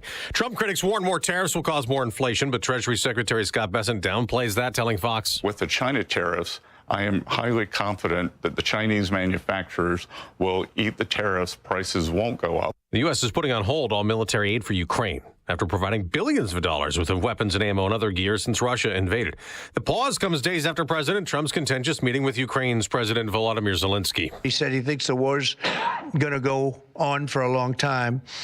And he better not be right about that. We'll hear from the president tonight when he addresses the nation before a joint session of Congress. White House Press Secretary Caroline Leavitt just told Fox he will talk about his intention to end the war in Ukraine, talk about his plan to bring all of the hostages out of Gaza home. And he's also going to make an ask of Congress tonight. We need more border funding to continue with these deportations that have been incredibly successful. Now, Democrats disagree. Here's Senate Minority Leader Chuck Schumer. Expect Donald Trump to say many things that are false, including perhaps Russian information. Some Democrats plan to invite laid-off federal workers protesting Elon Musk and DOGE-led cutbacks. There are blizzard or winter warnings from Colorado to Missouri to Wisconsin, while the threat of thunderstorms and powerful wind gusts affect Mardi Gras parades in New Orleans. Texas also affected their more than 300,000 power outages. America's listening to Fox News. Good morning. It's 45 degrees in Chicago in the AM 560 The Answer newsroom. I'm Nikki Whaley.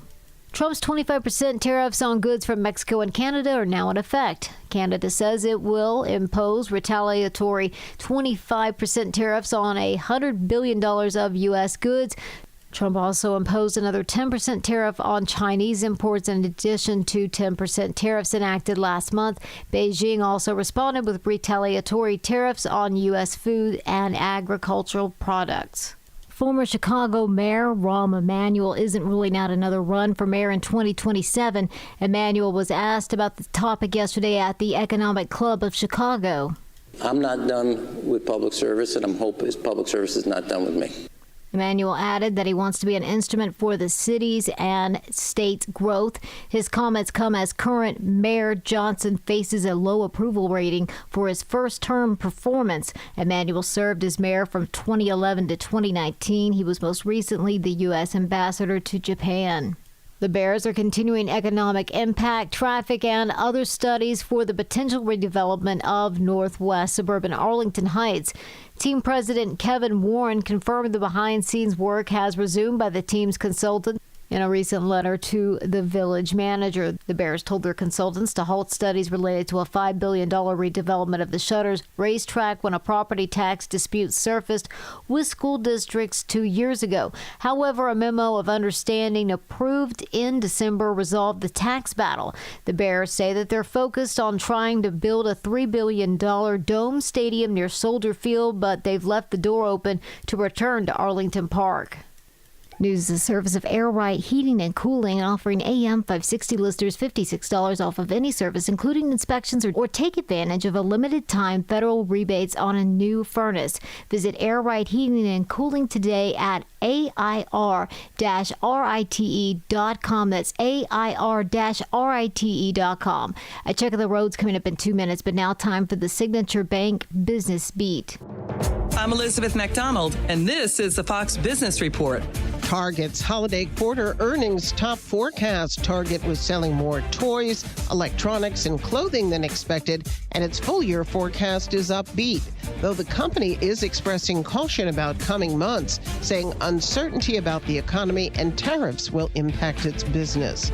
CEO Brian Cornell says you could see the impact from tariffs on fruits and vegetables from Mexico in days. 25% tariffs on imports from Canada and Mexico took effect overnight. There's also an additional 10% tariff on imports from China. Best Buy says its holiday sales were better than expected. It was selling electronics and other products, and it's raising the dividend it pays shareholders, though Best Buy shares are lower. That's your Fox Business Report. I'm Ginny Coselda, invested in you.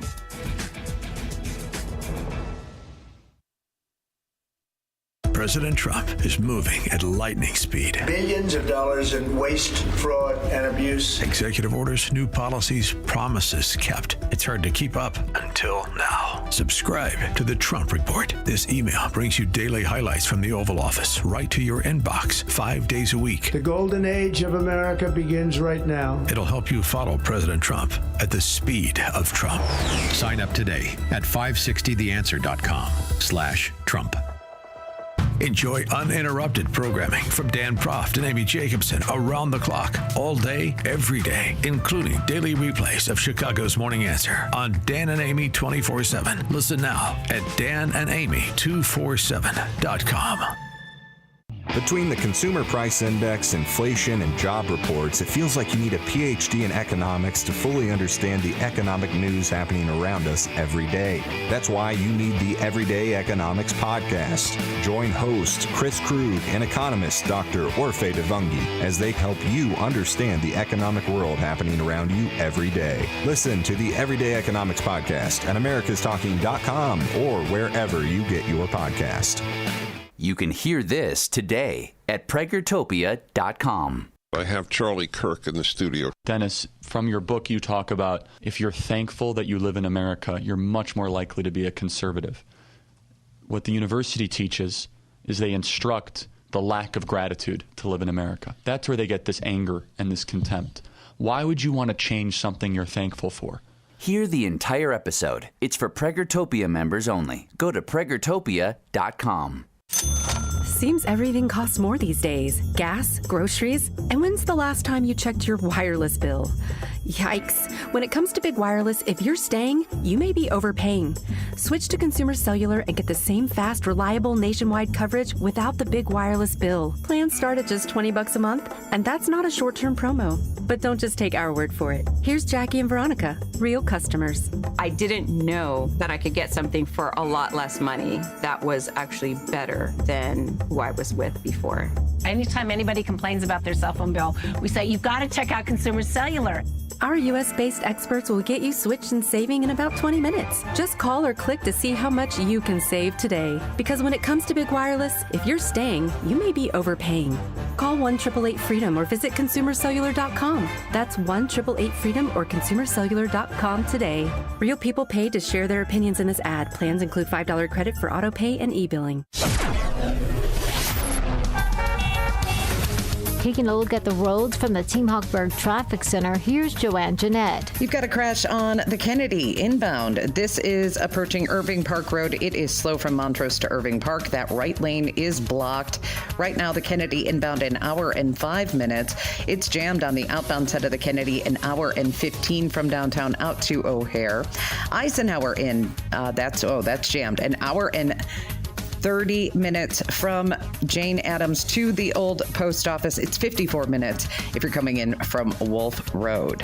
And Stevenson inbound, that is running an hour and 20 from 355 to DeSapo Lakeshore Drive. If you're not feeling that same energy anymore, testosterone therapy, or TRT, may be the answer. Look for personalized treatment like you get with the TRT experts at Low T Center. Low T Center brings over a decade of experience, so go to lowtcenter.com to book your appointment. That's lowtcenter.com. Reporting this morning from the Team Hochberg Traffic Center, I'm Joanne Jeanette.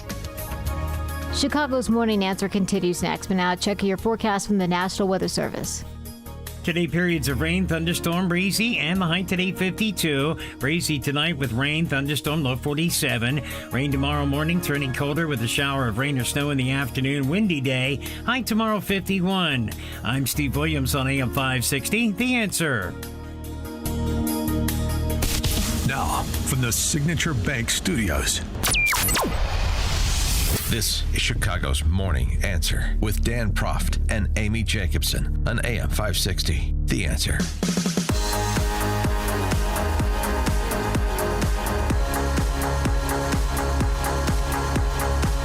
Top of the morning, Dan and Amy. We finally found someone that the new Marxists want to deport.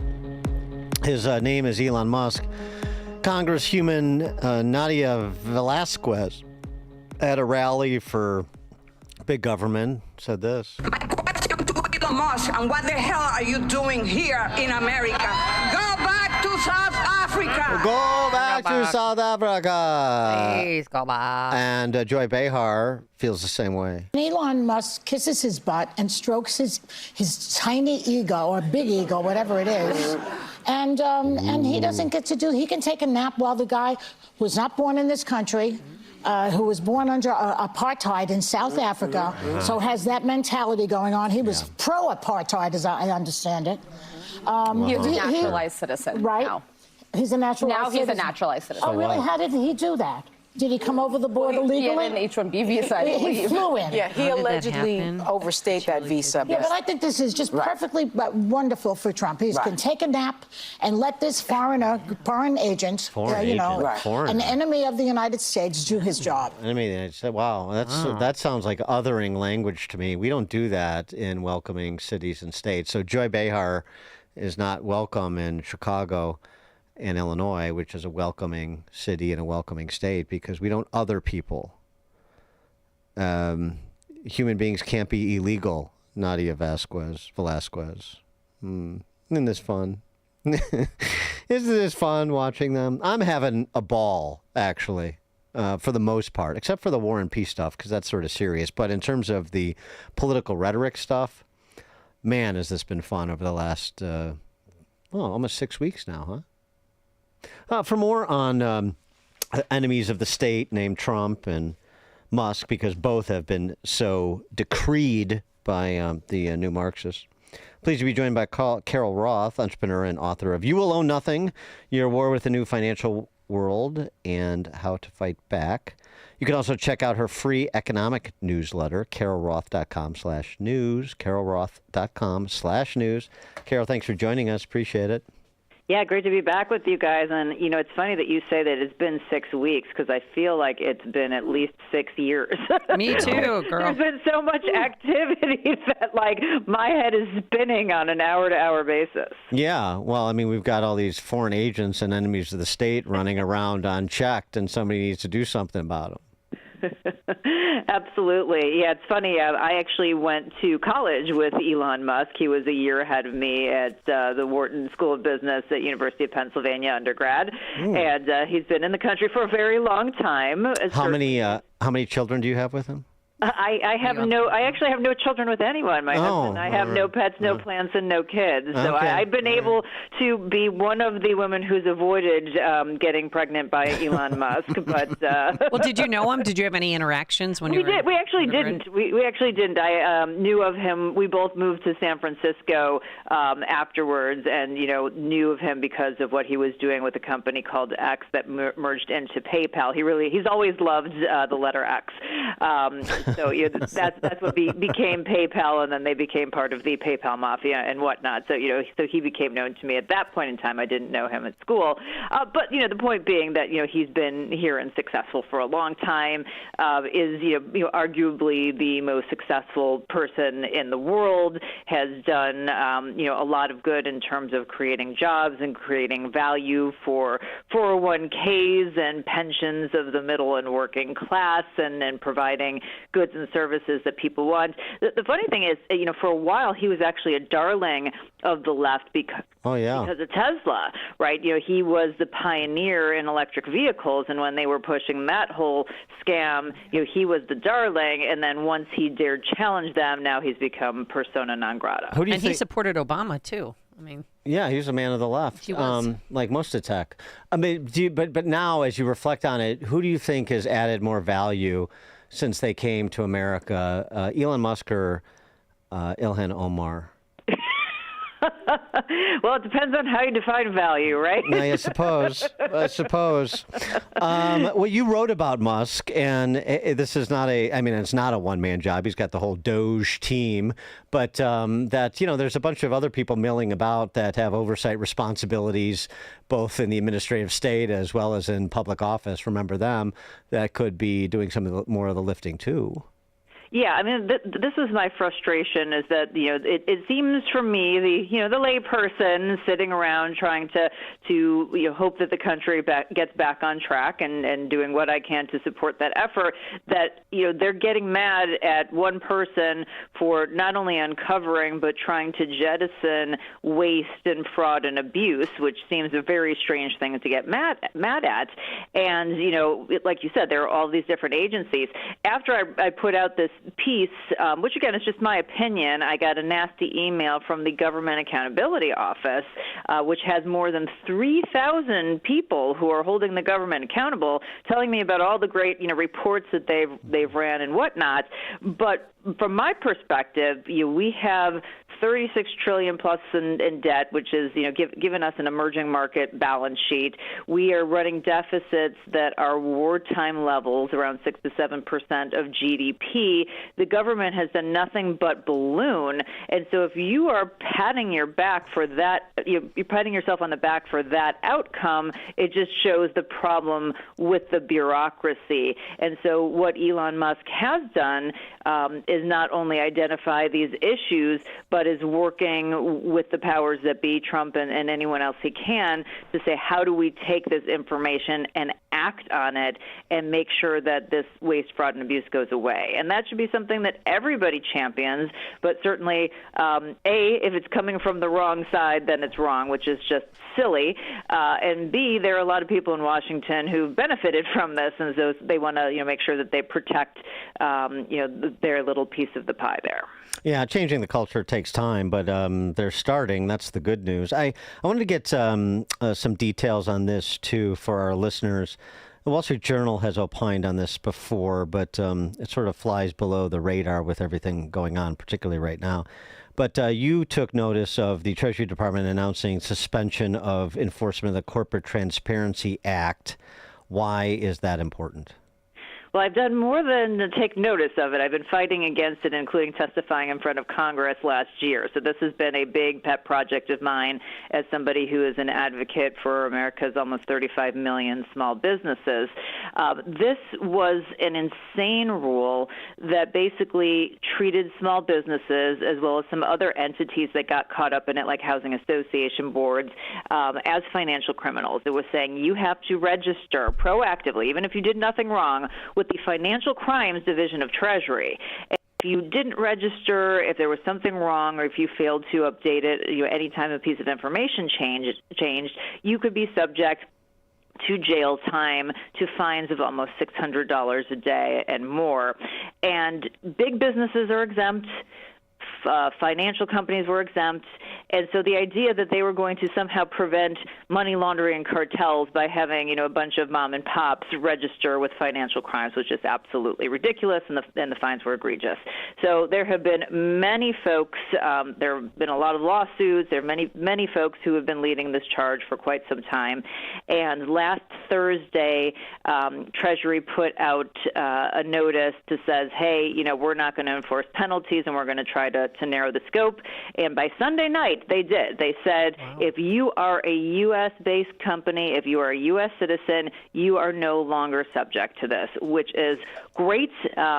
Originally, the changed filing deadline, because it's changed many times, was 3/21, and so we were getting down to the wire. We only had a few weeks left, and so we were very happy that Treasury came through, which was an easy win. It's an easy win for deregulation, for small business, which is something that Scott Bessent and Trump have been talking about, and so this is great. However, the challenge, as you know, is that if we don't get it codified by Congress, or if it doesn't make its way through the courts and get blown up there, is that another administration in the future could come back and change the scope again. Mm-hmm. So we really do need to get it codified, but thrilled that Scott Bessent, who's been talking about the need for Main Street to thrive, really came through and did what he said he was going to do. Very good.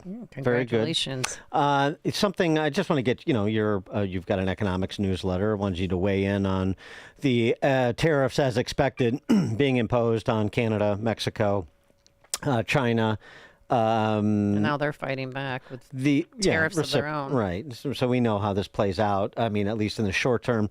Now, the flip side, I'm sure the Trump administration will be waving this around, is the news that Honda is moving its Civic hybrid plant to the state of Indiana rather than Mexico, because they rather sell into the market from within the market when tariffs are being imposed on Mexico. So netted out for us, in your opinion, the idea of reciprocal tariffs. The goal, as Steve Moore always tells us, is to get everybody to lower their tariffs, to open more markets and expand the presence of free trade. But in the short term, it looks pretty protectionist. What say you, Carol Roth? Yeah, this level of tariffs at this point in time, my opinion, which is sort of echoed by many, many other people who, do economic research and opine, is kind of a head scratcher. We can't really explain this. The first time it came out was very art of the deal, and we're going to get them to do this, and that's fine. And then, that kind of went by the wayside, at least for Canada and Mexico, not for China. Now, particularly given the fact that, as Scott Bessent has said in recent days, that, which we all, by the way, knew and have been talking about for a while, that we have this very fragile economic foundation, and we have these issues that are everywhere, and we really need to get that back on track in terms of our deficits, in terms of our growth, in terms of our debt, so that we don't create an issue. Throwing something that is very bull in a china shop at something that required careful choreography, I would have preferred to see Fred Astaire and Ginger Rogers than bull in a china shop. So I'm not exactly sure what the path here. The only things that they have done in terms of some of the tripwires is they've slightly lowered the dollar against sort of a basket of international currencies. They've definitely lowered the yield on the 10-year away from very scary territory. So maybe that was that. They were trying to get themselves some breathing room to do some other things. But this seems to be a very odd way to go about it. So just like everyone else, I would be curious. Well, how's it going to where this is going? Yeah, how's it going to affect working families in Illinois when you go to the grocery store there, or try and buy a car? Yeah, it's a really good question because, we've seen in recent days the projections for Q1 GDP go from almost 4% positive growth to 3% negative, within the last 4 weeks. And so to the extent that we're looking at, really uncovering that fragile economy, potentially doing things that could, push up prices in the short term, I don't know that people are going to say, hey, well, we need to do this for the long-term good of the country, or if this is the right tactic, because there are a whole slew of them that are going to have a little bit of pain associated with it. It seems like this is something that they're walking into, but maybe they want to get this chaos out of the way early so that, when they come in with more sane plans later, it's like, well, at least it's not the 25% tariffs. But I would just in general, looking at our financial situation, if I'm somebody who's planning for the future, I do think we're going to have inflation for longer. I think we're going to have a lot of volatility. And I think that, things aren't going to go in a straight, perfect path the way that you would like them. So I encourage people to have patience. I encourage people to have an emergency fund. If you have the ability to diversify your portfolio and hedge it with hard assets, I think that's a great thing to do. I personally have been adding to my stock of physical gold. So I think this is going to be a historic 4 years, and maybe this year in and of itself economically, with some strange things that happen, and this is just the beginning, so buckle up. All right. Well, this dovetails nicely to this other thing you took notice of that's making the rounds again ever since this woman went to TikTok a couple of years ago and told a story about refusing a Cheesecake Factory date. It spawned this whole list building of places women refuse to go on a first date, and also spawned my segment, Why Dan Proft is Single. So Cheesecake Factory is number one because that started it all. But some of these other things. I don't have a problem with number 5, Olive Garden. I think that's a lovely place to go on a first date. I love Cheesecake Factory. I love Olive Garden. But here's the problem with some of the young women these days is that they've been told. You don't have to tell me, sister. Right? They've been told that they are princesses and that they deserve, and that just for walking around the face of the earth, that things should be showered upon them. When you go out on a date, the whole point of it is to just get to know somebody. Right. You are not owed anyone. This is not a transaction. If you treat it like a transaction, you know what that makes you, right? It makes you something different. Makes you an Academy Award winner. Yeah. Right. So I just think that, women need a little dose of reality here and say, the Cheesecake Factory is great. It's got a lot of options. If you can't find something to eat at the Cheesecake Factory, there's probably something wrong with you. Also, that's a red flag for the guy, not for you. Well, also here, coffee dates. What's wrong with that? Denny's, the gym. I think that's a good. Well, maybe. But just like coffee dates. Bowling. Bowling's a great date. There's another one too. It's like a bar for drinks. These are like standard issue, minimal investment. Let's see if there's any simpatico here, and let's pull the ripcord if there's not. Yeah, it should just be easy. It should be any place. Charlie Trotters. What the hell? Right, exactly. It's like, oh, you're so wonderful and so important. We should take you to, a Michelin star restaurant when I don't even know you. That's absolutely ludicrous. And by the way, as a woman, I would personally feel uncomfortable if somebody was trying to, that hard to impress and show flash up front. First of all, it sets a really bad expectation because they've got nowhere to go but down from there. But it's also a red flag of what is the expectation. So remember, when you go on a date, and you should go on dates because that's the other problem. People aren't going on them. But you should go on a date, and you should get to know someone, and you should decide, hey, is this person I want to spend more time with? And then if you spend more time with them and you like them, then relationship becomes an outcome. The relationship is not a goal. It's an outcome when you get to know somebody and you want to spend more time with them. And I don't know why we need to tell people this, but it just goes to show the fact that, simple socialization in our society has gone, completely awry. And we cannot have have a good, high-trust society if we don't fix these basic things. All right, Carol Roth is an entrepreneur. She's the author of You Will Own Nothing: Your War with a New Financial World Order and How to Fight Back. Also, she's got a free economic newsletter that may or may not include dating advice, like she's just provided. CarolRoth.com/news. CarolRoth.com/news for her free economic newsletter. Carol, thanks as always. Appreciate it. 28 years with the husband. Listen to my advice. Talk to you guys later. There you go. And I love it. She's like, no kids, no pets, and no plants. And she joined us on our turnkey.pro answer line. The stories you need to know to start your day. This is Chicago's Morning Answer on AM 560. The Answer. Honey, we're not moving, but we gotta do something about this kitchen. Funny you mention it. I just stopped by Forever Remodeling's new showroom in Niles. I saw over a dozen kitchen and bathroom layouts they designed. They even offered to stop by the house and give us a free in-home design consultation. What'd you tell them? That we're free today? Visit foreverremodeling.com today. That's the number 4, everremodeling.com. Forever Remodeling, stress-free and high-quality remodeling. Hear from one of America's most important public intellectuals on the Victor Davis Hansen Show. Europe is saying to us, if you have a U.S. platform and you have an interview we don't like, we're going to fine you to the extent we can over in Europe. So they interfere with us all the time. And if they don't like X and they don't like Google and they don't like Apple phones, just make your own. Subscribe to the Victor Davis Hansen Show today on Apple, Spotify, YouTube, Rumble, or at SalemPodcastNetwork.com. All right, all across the country, states are embracing school choice and offering vouchers to families to send students to whichever school they want, including the movies. What? You're not allowed to go to the movies, places women won't go on a first date. Yeah, well, you know why? Because you can't talk during the movie. That's probably why you take women to movies, Yeah. right? And then I do that popcorn trick too. Yeah.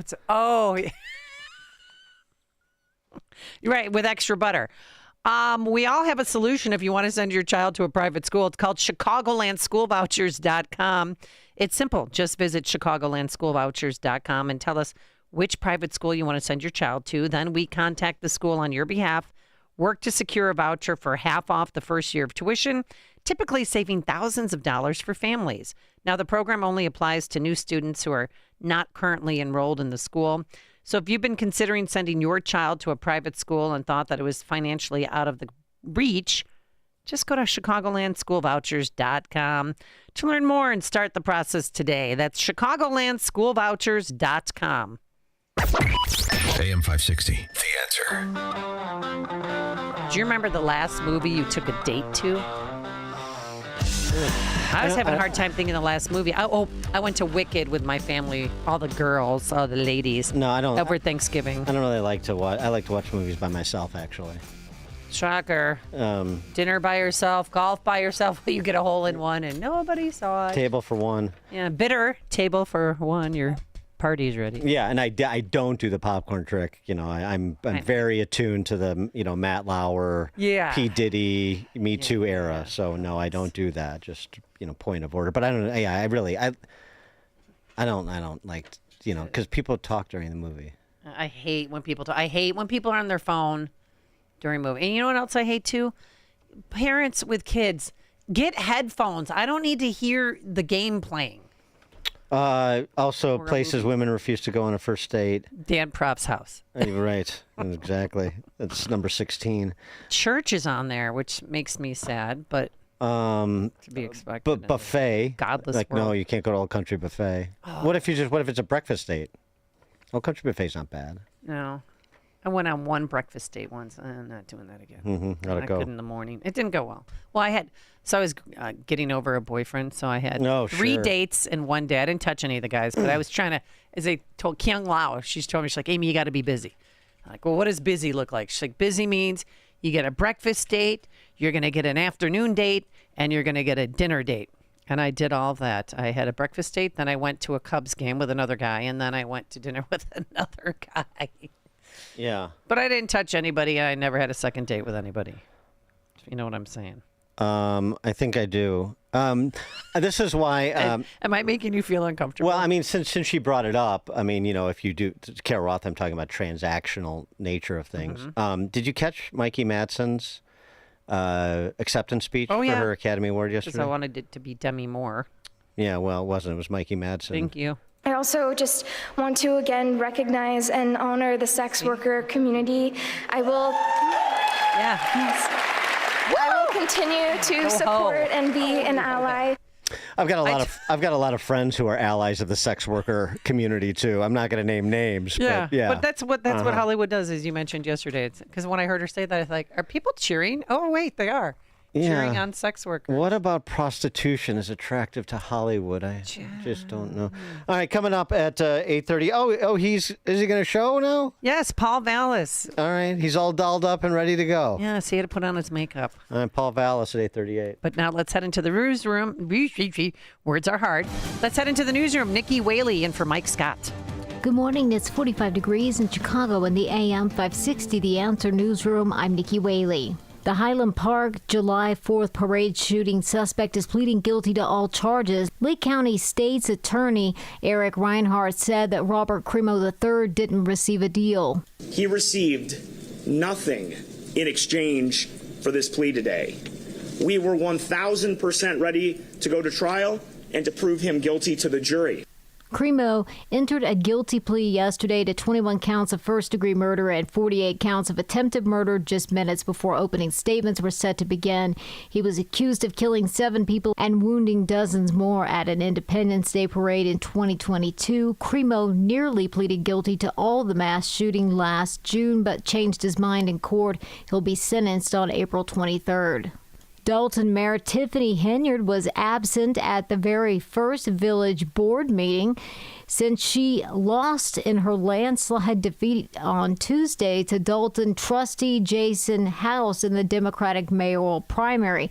Now, during the meeting, they approved multiple collective bargaining agreements as well as tens of thousands of dollars in payments related to lawsuits. News is delivered to you by Quick Delivery Service. Visit Quick Delivery Service when you need same-day delivery of your roots. Ground delivery when you need it from safe, licensed professionals. Go to quickdelivery.com now to schedule your delivery. A check of the roads coming up in 2 minutes on AM 560 The Answer. President Trump is moving at lightning speed. And after that, all hell is going to break out. Executive orders, new policies, promises kept. It's hard to keep up until now. Subscribe to the Trump Report. This email brings you daily highlights from the Oval Office right to your inbox 5 days a week. I will put America first. It'll help you follow President Trump at the speed of Trump. Sign up today at 560theanswer.com/Trump. I'm attorney Stephen Leahy. My father was a union iron worker, just like his father, but while he inherited his father's skill, he did not inherit his tolerance for taking orders from union bosses. He needed a change, something that was his, something where he could call the shots. So he started a janitorial company. His company cleaned grocery stores and airplane hangars, dentist office and construction sites, hardware stores and restaurants. As his business expanded, so did the complexity of managing it, especially the taxes. Preparing tax returns requires records, and Dad just never got accustomed to keeping good records. That was a mistake. It cost him his business. Initially, I followed my father and grandfather and became a union iron worker, 3rd generation. I'm very proud of that legacy. Now I'm a tax attorney. I help business owners protect what they've built. Fighting back against the IRS is personal to me. If you own a business and have tax troubles, fight back. Go to fightbacknow.com. That's fightbacknow.com, or call 312-664-6649. Become a freedom fighter today. Wesley Financial Group is not a law firm. If you own a timeshare, don't miss this public service announcement from Chuck McDowell, founder of Wesley Financial Group. If you receive an unsolicited phone call or mail piece to discuss selling, renting, or especially canceling your timeshare, don't fall for it. If you really want out of your timeshare, hang the phone up immediately or throw that mail piece in the trash and contact your timeshare resort or Wesley Financial Group for assistance with your timeshare. As the only Inc. 500 timeshare cancellation company, our knowledge, experience, and results has made Wesley a trusted resource for over 40,000 families we've helped get out of their timeshare. Give us a call, and I'll send you our timeshare exit information kit free with the straight facts about your timeshare and all of your options for cancellation. Call for your free info kit, 800-839-8484. 800-839-8484. 800-839-8484. This hourly segment is brought to you by Wealth Health Radio with Joe Murphy, Sundays, noon to 1. Learn more online at mwmfinancial.tax. From the Team Hawkburg Traffic Center, here's Joanne Jeanette.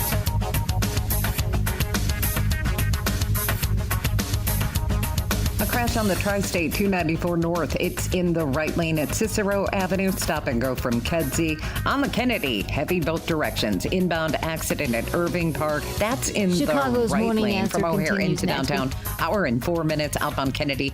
It's jammed with delays from Montrose to Harlem. It's an hour and 8.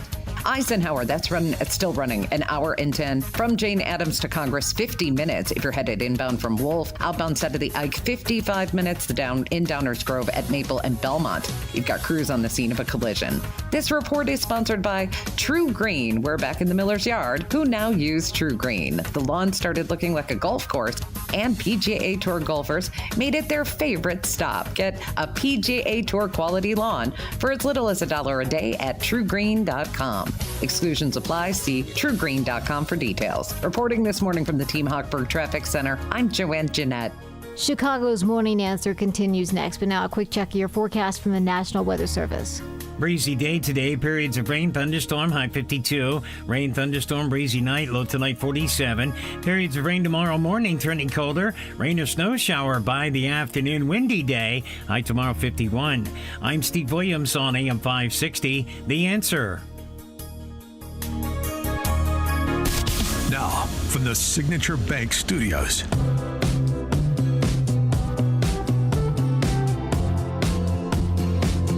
Top of the morning, Dan and Amy talked about it a couple times. Tiny Dancer was on with Fareed Zakaria and Bill Maher's show, where you had a bunch of leftists trying to discuss how the left can be more effective electorally. So what sort of postures and positions they need to manipulate to do better electorally. Here was Fareed Zakaria talking about Dem-run cities, which is basically every city in America with more than 250,000 people. Same policies, different names, same results. To be fair, this is actually... I was being fair. No, this is a huge Democratic Party problem. If you look at Democratic cities, they are terribly run.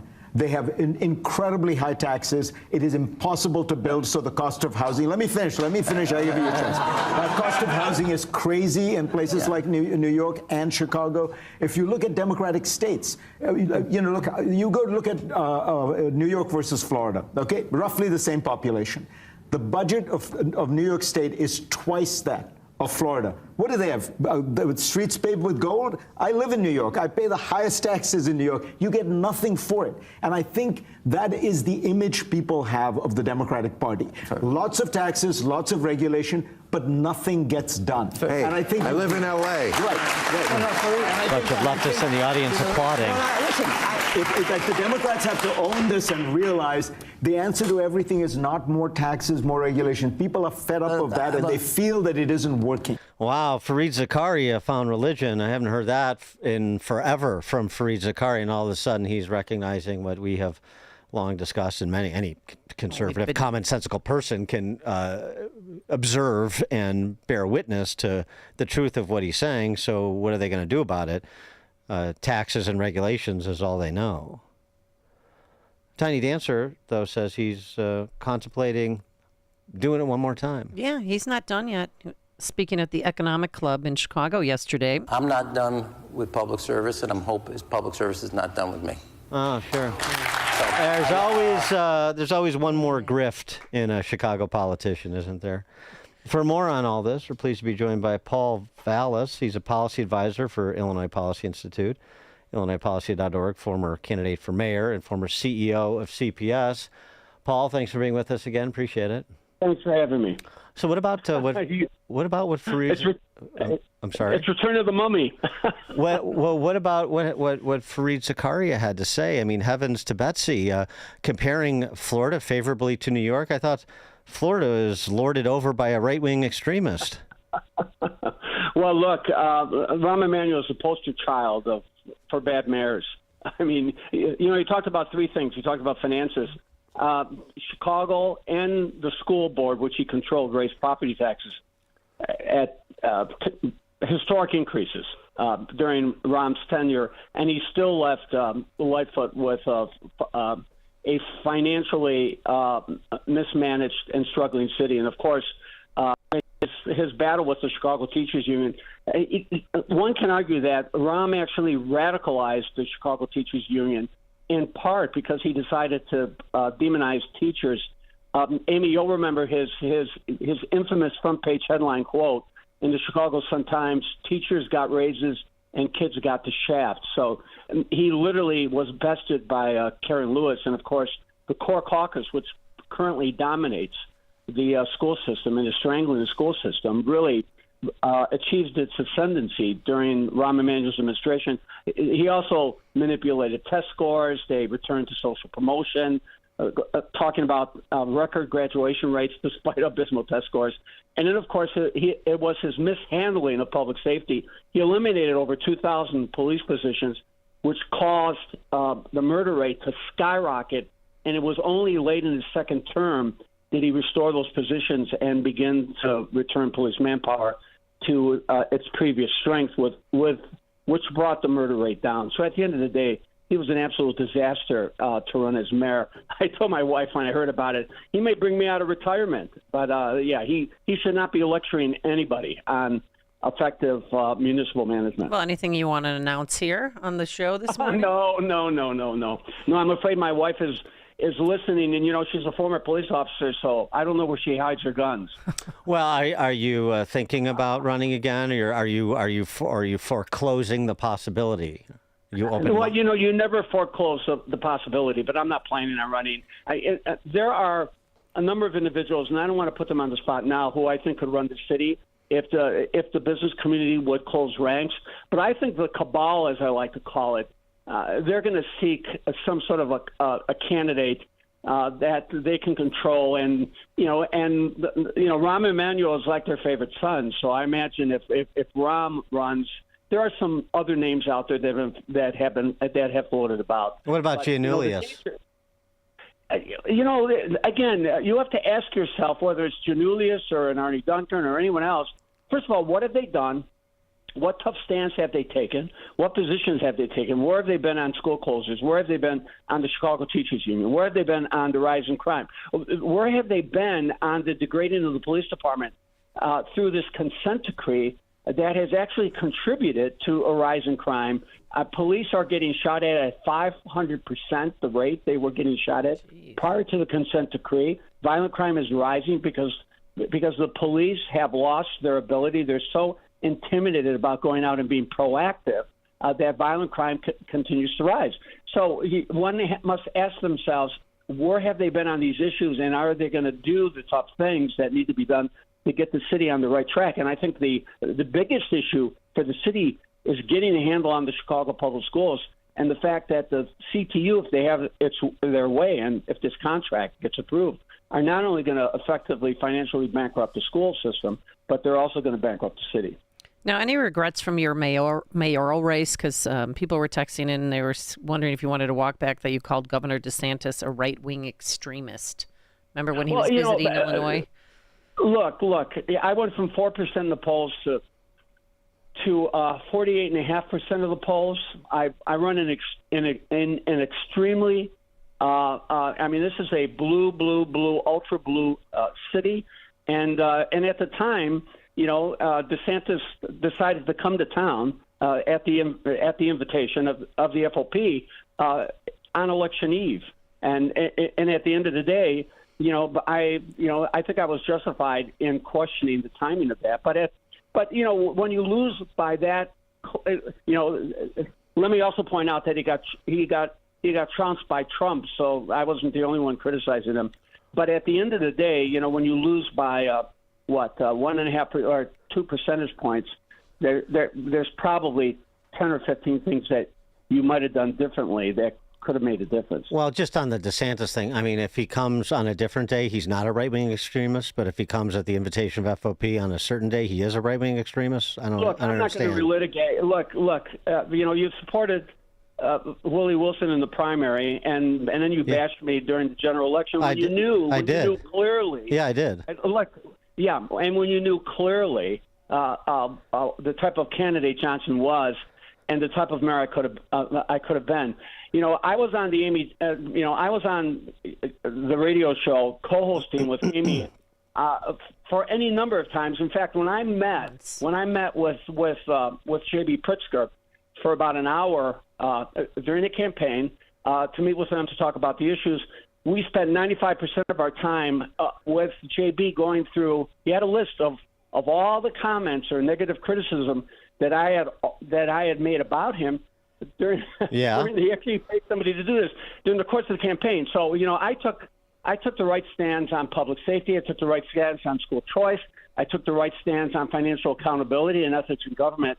So at the end of the day, I've always been consistent on the issues. So we can nip and tuck, or we can just try to relitigate. But at the end of the day, I think I had the courage to run. I ran for 427 days without stopping, and I came close to beating this guy. And Rahm Emanuel and others, like the Arnie Duncans of the world and the David Axelrods, they all sat on the sidelines, knowing full well that Johnson was going to be a disaster. And at the end of the day, they bear as much responsibility for him getting elected as any perhaps missteps that I may have made during the course of the campaign. And so, what was the conversation like ultimately with Pritzker? I mean, he went through comments that you made that you didn't like, that he didn't like. Well, I mean, that's tough. It's like comments I don't like, but you have to be authentically you, and you don't say something different to somebody, and then turn around and say the opposite thing to somebody else, because that's not honest. And so what did you tell Pritzker in the face of his criticism when you were seeking his support? Well, I never backed off my criticism, and he didn't support me. In fact, early on, I think he was supporting Chuy Garcia. And, the only difference between Chuy Garcia and the squad is his mustache. So at the end of the day, Omar has a mustache. Omar has a mustache. Stop too. it. I think he was reluctant. I think he was reluctant to support Garcia because obviously his position on Israel. I mean, he really votes with the far left when it comes to anything Israel. Well, so with respect to Pritzker, I mean, do you think he is getting a pass for what is happening in the city of Chicago?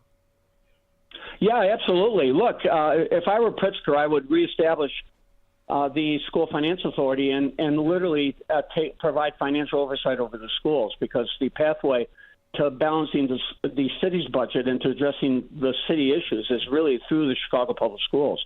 I mean, that system needs to be radically decentralized. They're spending $30,000 a kid, and this new contract, even if they accept what Martinez has offered them, that contract is going to cost over $3 billion. It's going to give them big pay raises, add more members, do nothing to improve the quality of schools, and continue to stifle school choice, particularly charter schools. So at the end of the day, I've done op-ed pieces both in the Chicago Tribune and in Illinois Policy, calling on Pritzker to step up to the plate and to take action and to do what the Republican governors did, and to reestablish the School Finance Authority, to approve contracts, to do financial audits, to do the type of deep dive that needs to be done, because the Chicago Public Schools, the Chicago Public Schools have added 9,000 employees since 2019, despite losing 10% enrollment.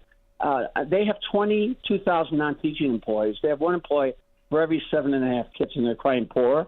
So this is an extraordinarily mismanaged district. And the Chicago Teachers Union is no longer a labor union. They are a political party, a far-left political party, and they are the dominant force in the city. And the sooner people realize that the pathway to addressing the city issues is getting a handle on the schools and neutralizing the core caucus, which leads the Chicago Public Schools and dominates, the better off the city will be. I mean, and Pedro Martinez is hanging on like a desperate lover. I mean, what is wrong? I mean, is he? Who's going to take his place, and when is he going to leave?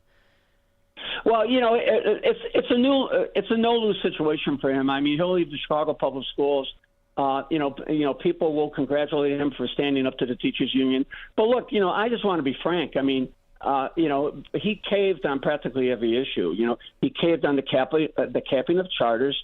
Charters were blocked from using the closed school buildings, which could have generated money for the school district.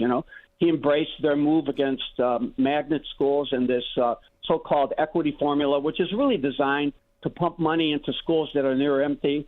So I think he was surprised as anyone when the Chicago Teachers Union turned on him, and when the mayor turned on him, since he had pretty much supported the implementation of the last record contract, which also did serious damage to the Chicago Public Schools. So, I'm at the point in my career, or I've always been at this point, so to speak, where I just try to speak the truth to these issues. And at the end of the day, that's why I've been doing as much writing as I've been doing for various venues to say that there is a pathway if the city seeks the right leadership. I mean, that's why we got organized to run candidates for the local school board. I mean, candidates that we endorsed won 6 or 7 of the 10 seats. The remaining seats will be up in 2 years. The local school board election is going to be as important as the mayor's election, because the schools control almost 60% of the property tax. And speaking of the schools and finances, the city and the state's designation as sanctuary jurisdictions, how important is that to repeal? Well, all you have to do is look at the numbers. I mean, look at the Auditor General's report about $1.6 billion spent on health care for illegal migrants, and the original proposal they had an estimated cost of $188 million. So so much for J.B. Pritzker lecturing the public about Trump authoritarianism. I mean, how many executive orders that they issued that kept businesses closed and that kept schools closed with devastating consequences? There were over 40 executive orders issued. So at the end of the day, I think it's been a disaster. But I have equal concerns. Chicago's become a sanctuary city for crime. I mean, at the end of the day, look, I mean, finally, we have a state's attorney who's a real prosecutor, but with pretrial release, CWB reports that I think since 2020, there has been they're estimating that there's been almost 400 individuals who were arrested for murder or attempted murder who were actually out on bail for other serious felony charges. They were either out on bail or they were on ankle bracelets or they were out on pretrial release. So at the end of the day, on any given day, between pretrial release, between the former state's attorney not prosecuting, as many as 90% of the individuals who have committed violent crime overall in aggregate are probably walking the streets. So, Chicago's got a sanctuary, has a sanctuary city when it comes to crime. They've got that problem that they have to deal with, and they are not, in fact, dealing with it. Mm-hmm. And virtually a sanctuary city when it comes to reading and doing math at grade level. So sanctuary in many, many, many disturbing fronts. Paul Vallis, policy advisor for Illinois Policy Institute, IllinoisPolicy.org, former candidate for mayor and CEO of CPS. Paul, thanks for joining us. Thanks for having me. Thank you, and he joined us on our Turnkey.pro answer line. Listen to Dan and Amy on your smartphone. Download the AM 560 mobile app today at 560theanswer.com/mobile. Are you having trouble hearing? Hearing loss can devastate the quality of your life. Now, there's an affordable fix for you or your loved one. Rated in the best hearing aids of 2024 by USA Today, Audion Hearing has the highest quality hearing aids at the lowest prices, just $189. I actually like them better than my old $5,000 hearing aids. I could not believe how my hearing and life changed. Join over 500,000 happy customers by going to audionhearing.com. That's AUDIEN hearing.com. During tax season, your personal info travels to a lot of places you can't control. Between payroll, your home office, your tax preparer, and the IRS, if your W-2 gets exposed, that's just the ticket for identity thieves. That's why LifeLock monitors hundreds of millions of data points every second. If your identity's stolen, they'll fix it guaranteed or your money back. Don't let identity thieves take you for a ride. Save up to 40% your first year with promo code CLAY. Visit lifelock.com. Terms apply. MyPillow is excited to announce that they're having the first ever mega sale on overstock clearance and brand new products. For example, save over 50% on this season's flannel sheets. Queen size only $59.98. Kings only $69.98. They sell out fast every year, so order now. Save 30% on their brand new My Crosses. They're designed in the likeness of the one Mike has worn every day for 20 years. They come in men's and women's, and they're made right here in the USA. Get the 2025 6-piece My Towel sets for only $29.98. The initial quantities are extremely low, so get them now before they go. And the best-selling standard MyPillow, just $14.98. To take advantage of the first ever mega sale, go to MyPillow.com or call 800-489-0201. That's 800-489-0201 and use promo code LIBERTY. But wait, remember that $75 free shipping rule? Well, that ship has sailed because right now every order ships absolutely free. MyPillow.com, promo code LIBERTY. You can hear this today at Pragertopia.com. I have Charlie Kirk in the studio. Dennis, from your book, you talk about if you're thankful that you live in America, you're much more likely to be a conservative. What the university teaches is they instruct the lack of gratitude to live in America. That's where they get this anger and this contempt. Why would you want to change something you're thankful for? Hear the entire episode. It's for Pragertopia members only. Go to Pragertopia.com. AM 560, The Answer. All right, so what are you wearing tonight?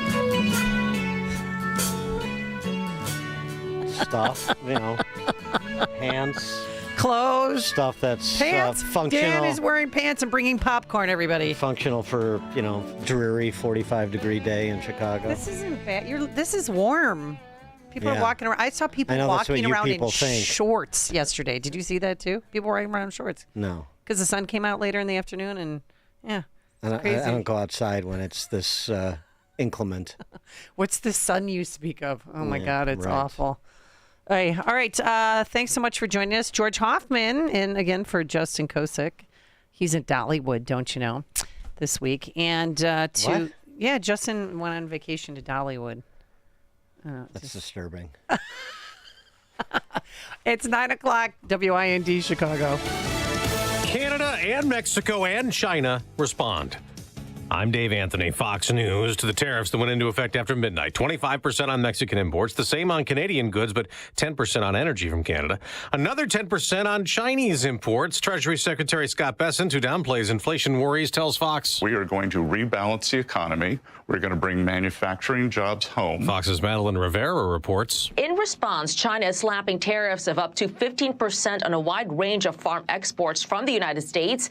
Canadian Prime Minister Justin Trudeau is also imposing 25% tariffs against more than $150 billion of American products. Mexico's president, who says there's no justification for the U.S. tariffs, plans to detail her retaliation Sunday. President Trump insists he aims to get those countries to stop the flow of deadly fentanyl into the U.S. Speaking of Mexico, the Supreme Court is about to hear a case right now deciding if that country has the right to sue American gun manufacturers, wanting to hold them accountable for their products being trafficked into their country and used by drug cartel soldiers. Mexico's Foreign Affairs Ministry alleges those gun manufacturers have been letting that happen, though a U.S. District Court judge in Massachusetts dismissed that claim under laws saying firearms makers aren't liable for the activity of criminals using their otherwise legal products. Fox's Evan Brown, an appeals court overturned that judge, leading to today's Supreme Court hearing.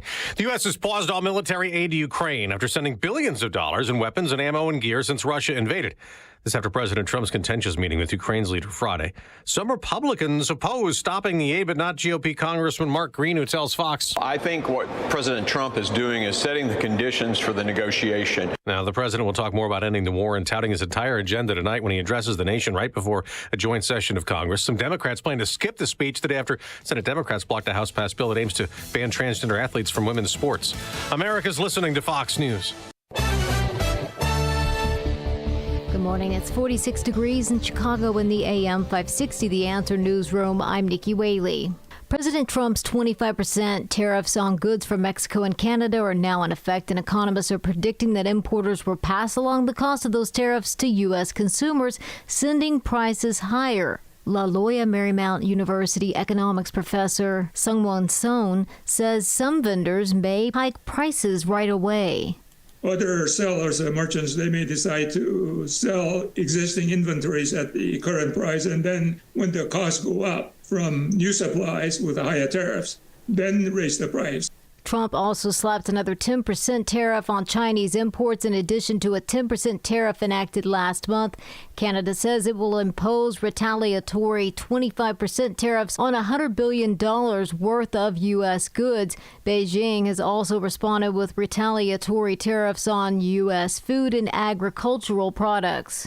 Dalton Mayor Tiffany Henyard was absent at the very first village board meeting after she was defeated Tuesday to Dalton trustee Jason House in the Democratic mayoral primary. Now, during the meeting, they approved multiple collective bargaining agreements as well as tens of thousands of dollars in payments related to lawsuits. News is a service of Salem Surround, providing your business with the industry-leading digital marketing strategy designed to surround your target audience and drive action. Go to surroundchicago.com today. A check of the roads coming up in 2 minutes on AM 560 The Answer. Charlie Kirk sees Washington on fire. These people